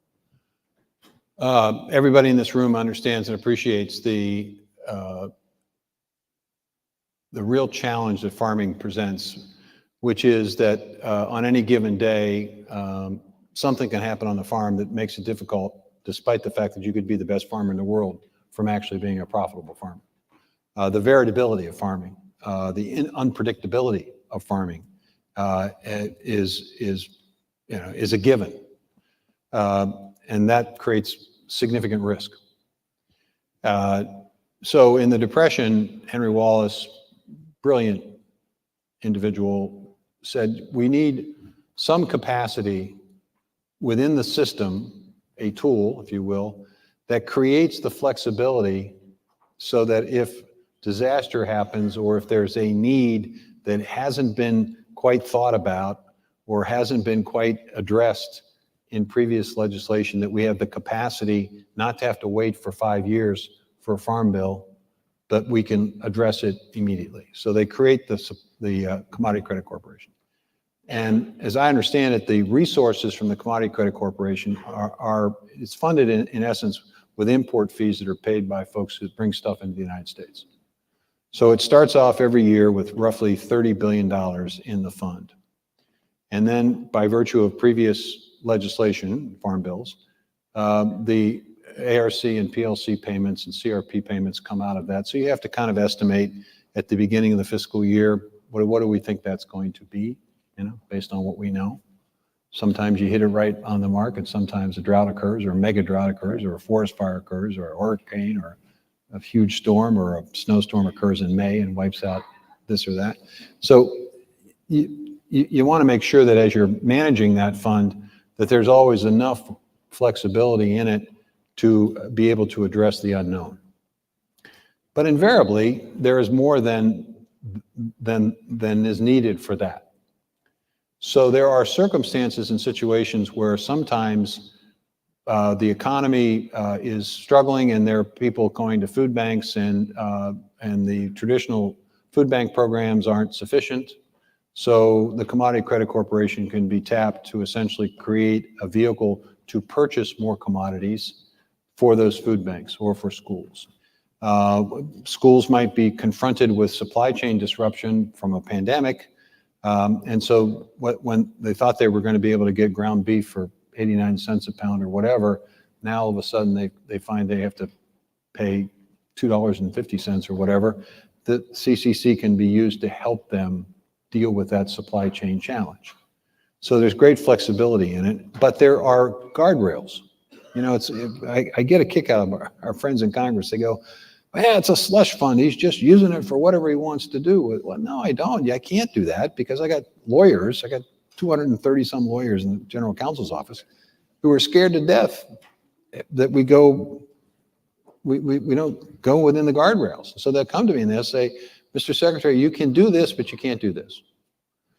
Because the guardrails are such that it's really designed to promote commodities. So when we did climate smart agriculture, we didn't just simply say, here's money, go do sustainable practices. We said, here's money, go do sustainable practice, and let's create a new category of commodity. And let the marketplace value that new category of commodity, because that's the way you fit it into the CCC. So you have to do that. You have to have a legal basis and rationale for being able to invest those resources.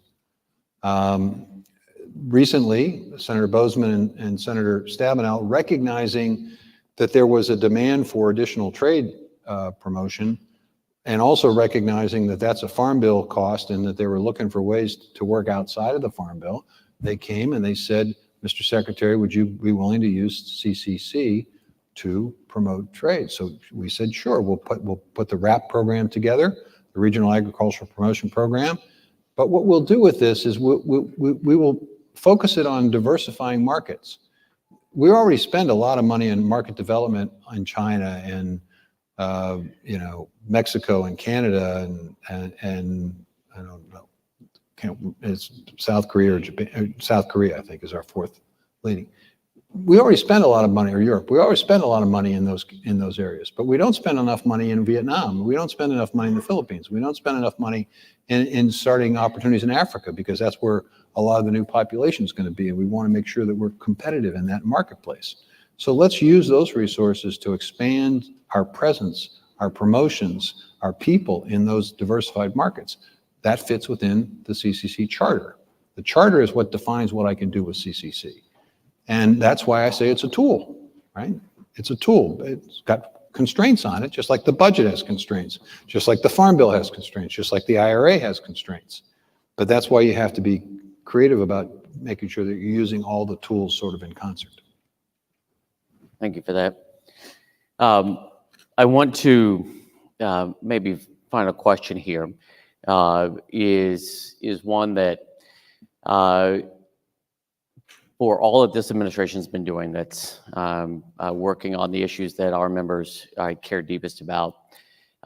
We did have the State of the Union speech recently, and since you are I think it's safe to say our favorite Farmers Union member inside the cabinet administration here.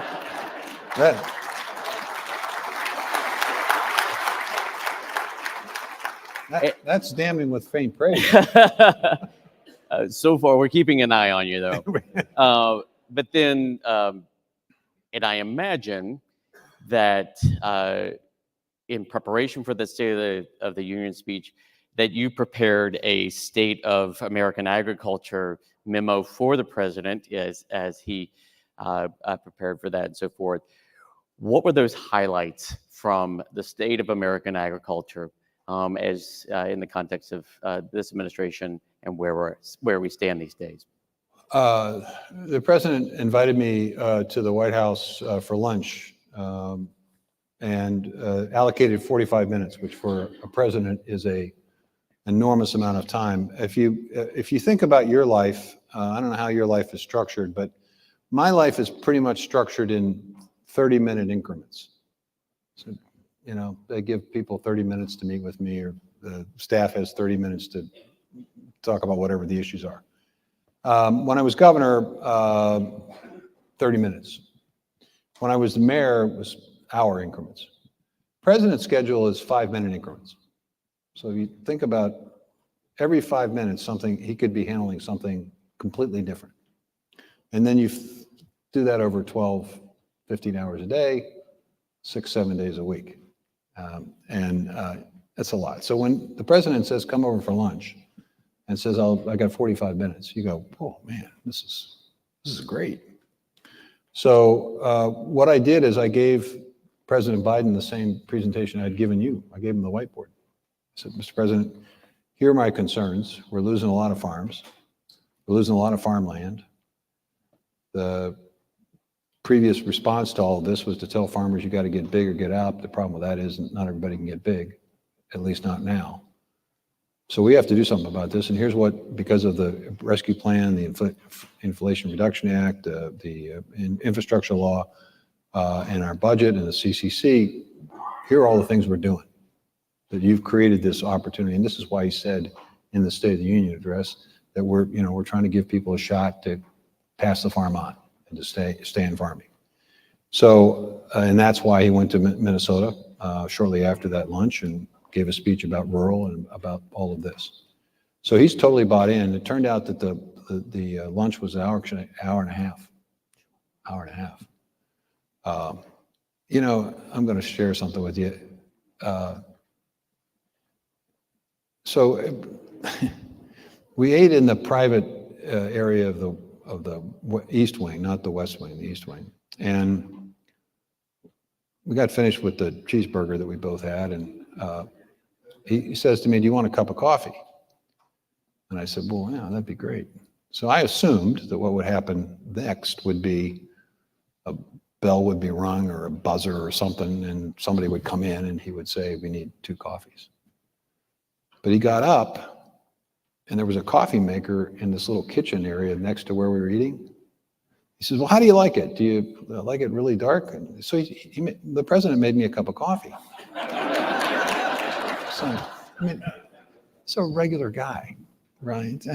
He's such a good man. Anyway, he makes coffee, and then he says, hey, you want, then the guys do come in, but they come in with dessert. And he had ordered for me this massive sundae because he wanted a sundae. So, had to eat it, you know.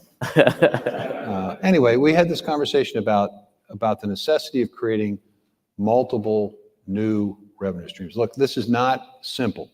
It is not, it's not a panacea. It's not easy, but it is now an option. It's now an opportunity. It's now a chance for people to start thinking differently about the operation, about the region, about the cooperatives. I mean, it gives people the ability to see what could be different than today, as opposed to the debate that we always have, which is, and it's important, the safety net. We've got to have the debate about that. Debate about, are we paying too much for this group and not enough for that group?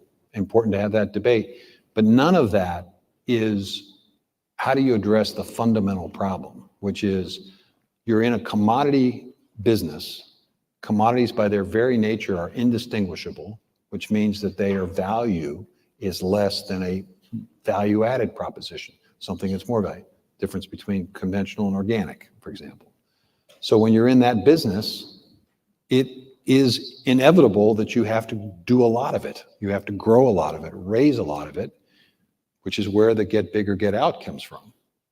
But what if at the same time you're raising that crop, you're also getting paid for an environmental result that you and you alone can provide? And what about the possibility of thinking differently about agricultural waste so that we don't over-apply, that we transition it into as an ingredient, not a commodity, but an ingredient in something that is pretty valuable, like sustainable aviation fuel? And what about the notion that to have a more resilient food system and a better opportunity, we don't just assume that we have to have 4 packing facilities and a couple of food companies, but that we've got this broad array of choices, some of which are farmer owned and operated, that create multiple choices and avenues and a little competition, and create a much more resilient system so that, God forbid, we have another pandemic or some major disruption, we're not stuck like we were the last time. And that's the genesis of all of this. And I think if we do this right over the next 3 to 5 years, then the conversation about the farm bill of the future is much more expansive than the conversation we're having today, which, if you think about it, is really narrow, right? Really, really narrow. It needs to be broad, because that's what this organization, this is what, if there's some distinguishing aspect to NFU, it's that you do think more broadly. You are looking for ways in which every farming operation it has a shot, has a future, has respect, if you will. And God bless you for doing that, because I think that's critically important. And your passion, your energy is what motivates folks in my job to figure out, are there ways to make that happen? Well,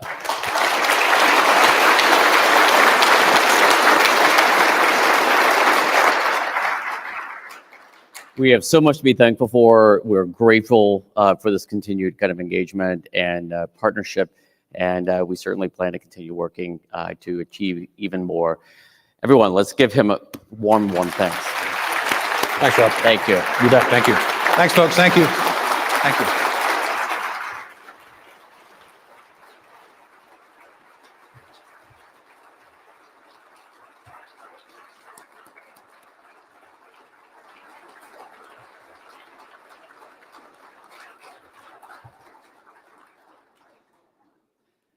All right. At this time, let me welcome to the stage our Vice President, Jeff Kipley.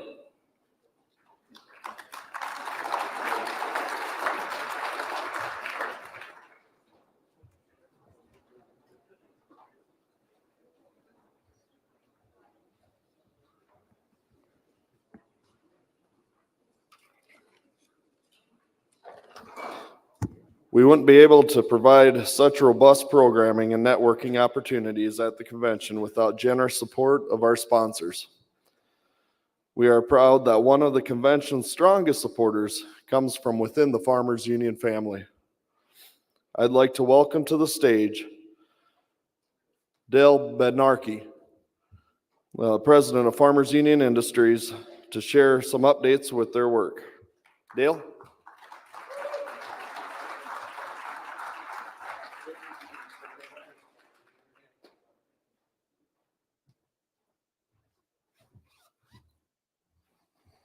You expect me to follow that? Is Gary Wordish here? Gary, I got one over you now. No, good morning, everyone. And thank you for allowing me to speak at your National Farmers Union Convention. It's so great to be back, and what can I say? What a location. Do I have a little clicker?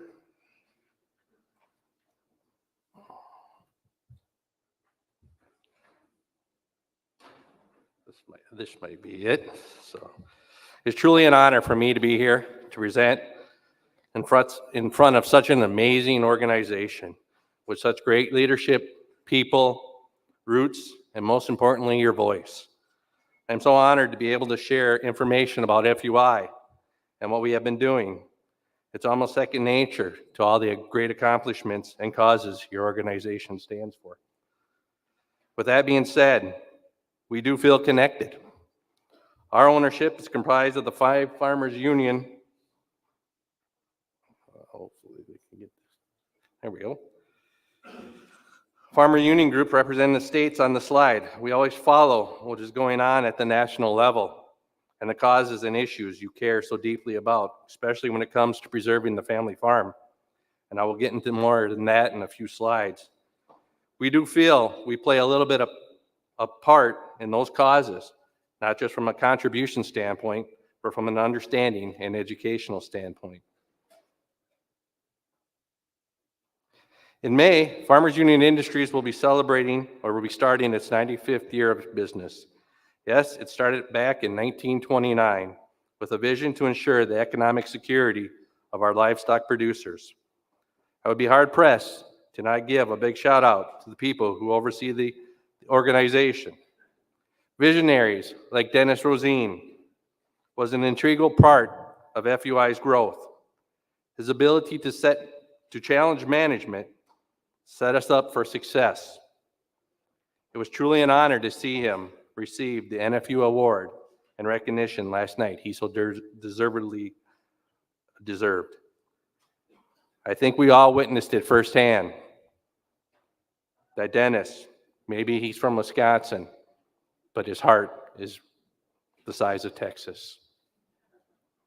The current Board of Governors is seen on this slide, and many of you have or will see them walking around. And the company founders to this day have not wavered from their vision. They still are advocating to keep the family farm alive and well. Their passion and direction hasn't stopped, and it is truly an honor to work with and for them. Our success as an organization is very much attributable to them.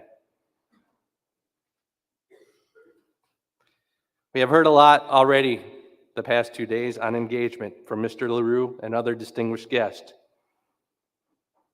To start, I want to share what I believe is one of FUI's biggest accomplishments that happened at the beginning of this year and is very near and dear to my heart, and it involved the engagement of our employees.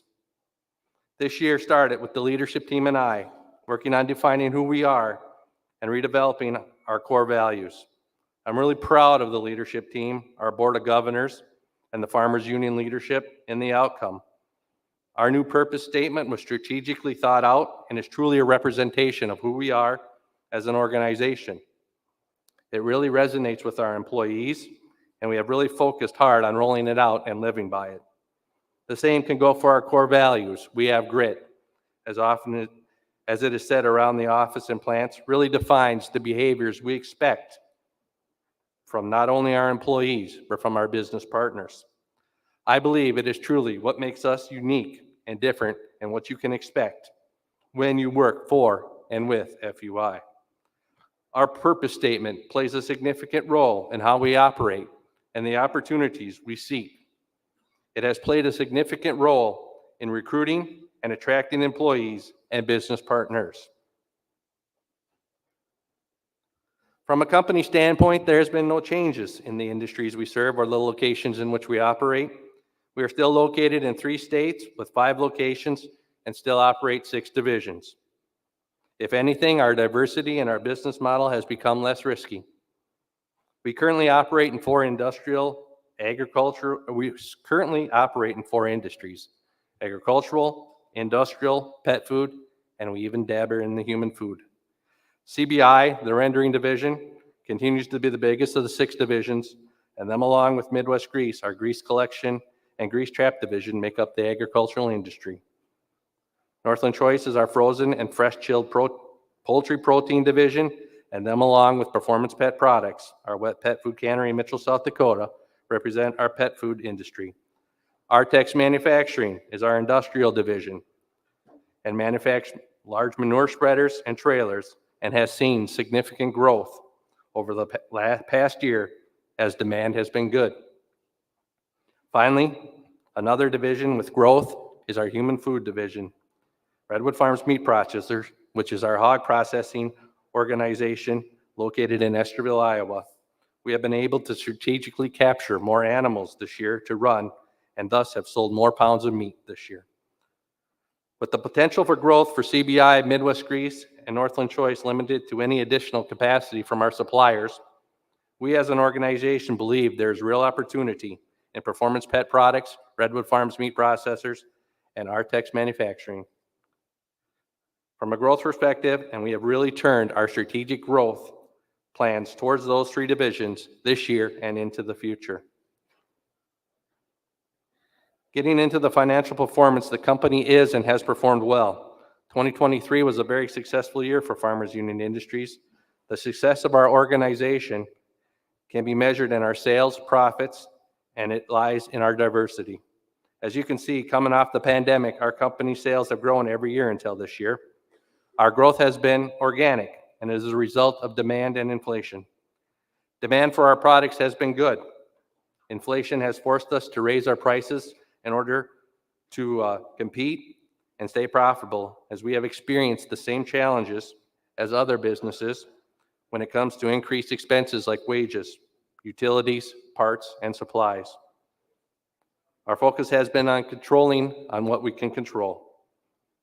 Going into the year, we expected some changes in our operations due to some circumstances beyond our control. But it is how you manage when it comes to those unexpected. With sales, our focus is securing our customers as it is essential for our long-term success.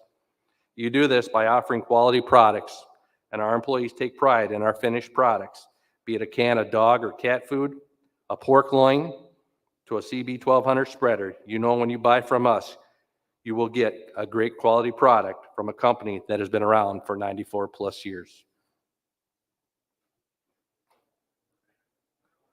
But as you heard Mr. Vilsack said, being susceptible and at risk to the commodity market, by being an agricultural company, we were on pace to surpass last year's sales.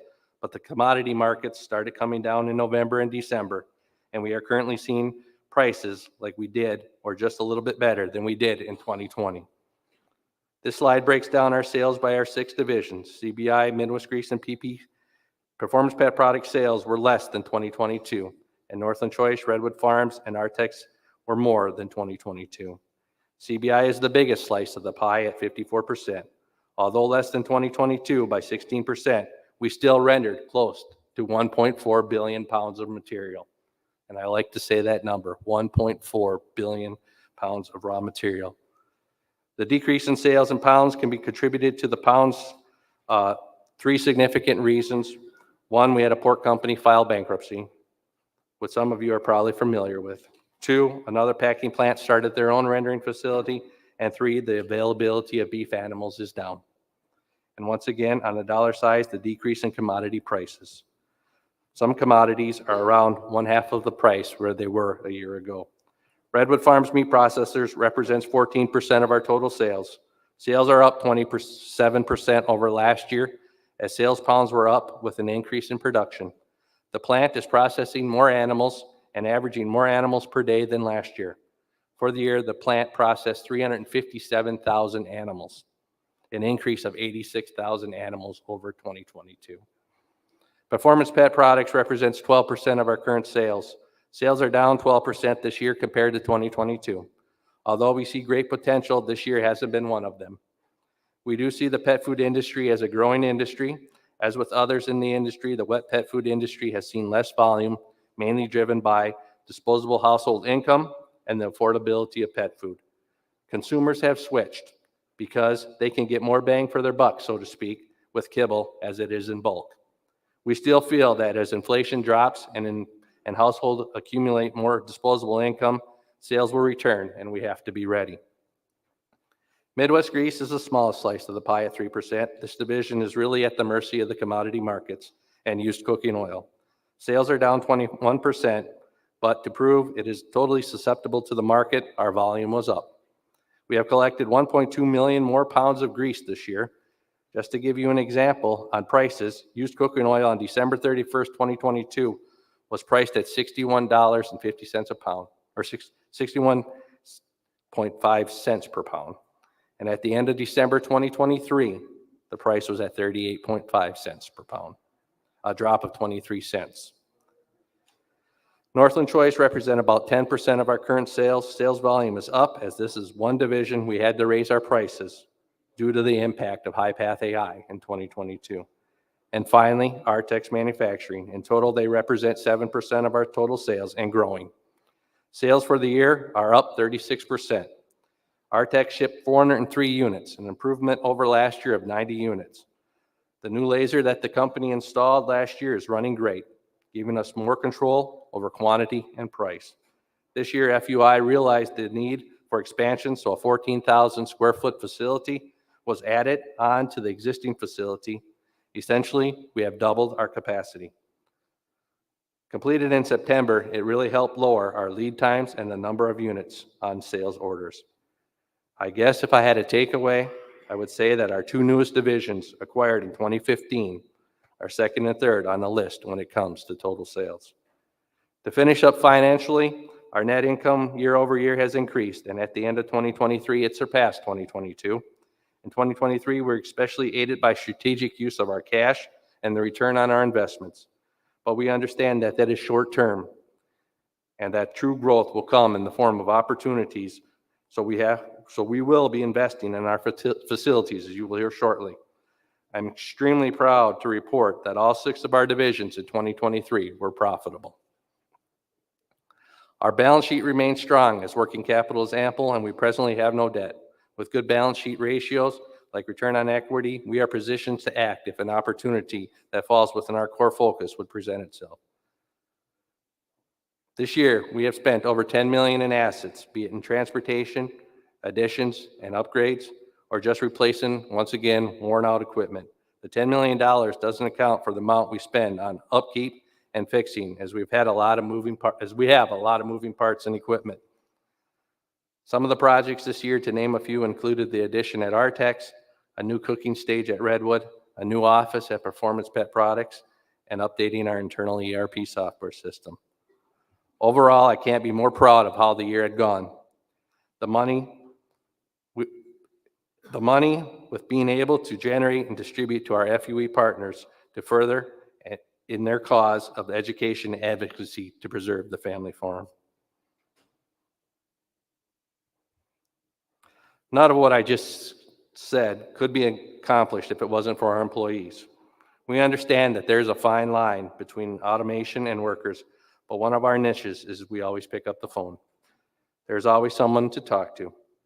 There's a great deal of responsibility that grows along with 500 plus employees with certifications, safety, training, and overall accountability. The leadership team and I, in conjunction with the plant managers, continually strive to make sure that our employees have the resources necessary to do their job, and what would say is not such a glamorous occupation. The leadership team and I continue to develop ourselves through leadership training, and we currently have another 19 people currently attending leadership training with the ultimate goal to start 2 more groups and take leadership training all the way down to the plant level. Finally, safety. I'm very pleased with our safety record, although always room for improvement. We want our employees to be safe at work. This year, we have had the pleasure of celebrating 6 no lost time events with our employees, meaning they have gone a whole year without a lost time accident. Redwood Farms, Artex, Central by Esterville, and Long Prairie all attained 1 year no lost time this year. PPP recently just hit 2 years, and Northland Choice Wake Park has 3 years no lost time. To summarize, I think the bottom line says it best. We would not be successful without them.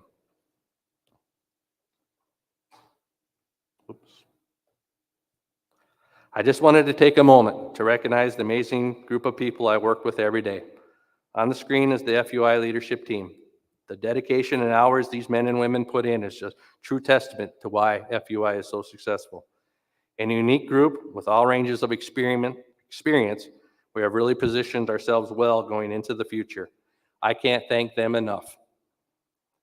And I have to take a moment to give a quick shout out to our Director of Human Resources, Bonnie Albright, if she would please stand, and our Marketing and Communication Specialist, Adrian Lipinski, would she please stand, who have accompanied me and are busy working on gathering information for our 100-year celebration. So if you have been affiliated with FUI or FUE in any manner, we would like to hear from you. So please come and visit with Bonnie and Adrian. So what does 2024 look like? In 2023, we have committed to over $43 million in projects that we will have to be completed. The big one, of course, being the Performance Pet expansion in Mitchell, South Dakota. FUI has realized that the pet food industry has growth potential. Even though we had a down year, we realized that we have limited capabilities when it comes to offering our chunks and gravy canned dog food. So on September 18th, as part of the third phase, FUI broke ground on a multi-million-dollar, 31,500 square foot facility as part of a strategic plan to enhance efficiencies and achieve cost effectiveness. This project will allow us to bring all materials on site, and all employees will now be under one location, one building. This expansion will include a freezer and dry batching area. Included in this project, we have budgeted to improve our chunk and gravy process. This will allow us to get out of the old facility completely. This not only will help us with production, but will also be necessary to achieve SQF status. Our focus will turn on getting the project complete and allowing us to go after new customers. Construction is underway and it is hoped to be completed by the end of next year with the expansion. This is just one of many projects scheduled for completion in 2024. With all of our lines of business, we will continue to enhance our current market efforts to be more competitive in an ever-changing market. Once again, we are a commodity-driven organization. We can't predict the future, but understand that things are cyclical and changes may be coming, and we have to be ready to adapt to different markets or different products. We have spent significant money over the past few years, and now, like everybody else, we have to focus on better utilization of our people and equipment and focus on continuous improvement. Start recognizing the return when we did the investment and looking at the trailing indicators of success. There's no secret, HighPath AI has hit again. We certainly will be impacted, but to what extent is unknown. And we have to believe it is not going away and have to run more efficiently if running less material. Our balance sheet is strong, as earlier reported. We will look to invest and strategically plan for the opportunities that fit our core focus and will make us even stronger and gain us a competitive edge. And finally, we will continue to invest and give back in our communities. Speaking on that, and before I end, I wanted to share. It is truly an honor to work for an organization with roots that run so deep and really do care about the communities in which it operates. Be it the local fair, food drives, scholarships, donations to the local police or fire departments, or volunteering to distribute meals to the needy. This organization employees give back. Our employees do make a difference. In closing, the last 2 years, FUI, including convention sponsorship, has or will donate over $325,000 and $390,000 respectively. FUI and FUE are very proud to be a premier sponsor to the national convention and have been very proud to contribute $150,000 to their success of such an important organization, once again with roots so deep to help preserve the family farm. I am proud to say we are a family of companies, and family is always there for you. We are proud of what we have become and what lies ahead. I hope we can serve as a model for other FU Farmers Union organizations and encourage you to think big and outside the box. This will complete my presentation. And if you want to learn more about us, please visit our new website at www.fuillc.com.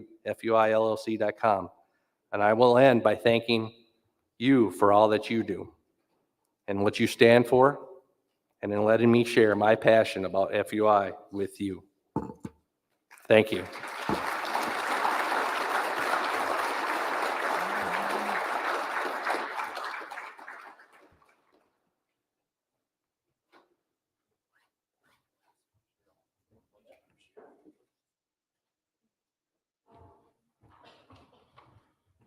Thank you, Dale, and thank you again for your generous support.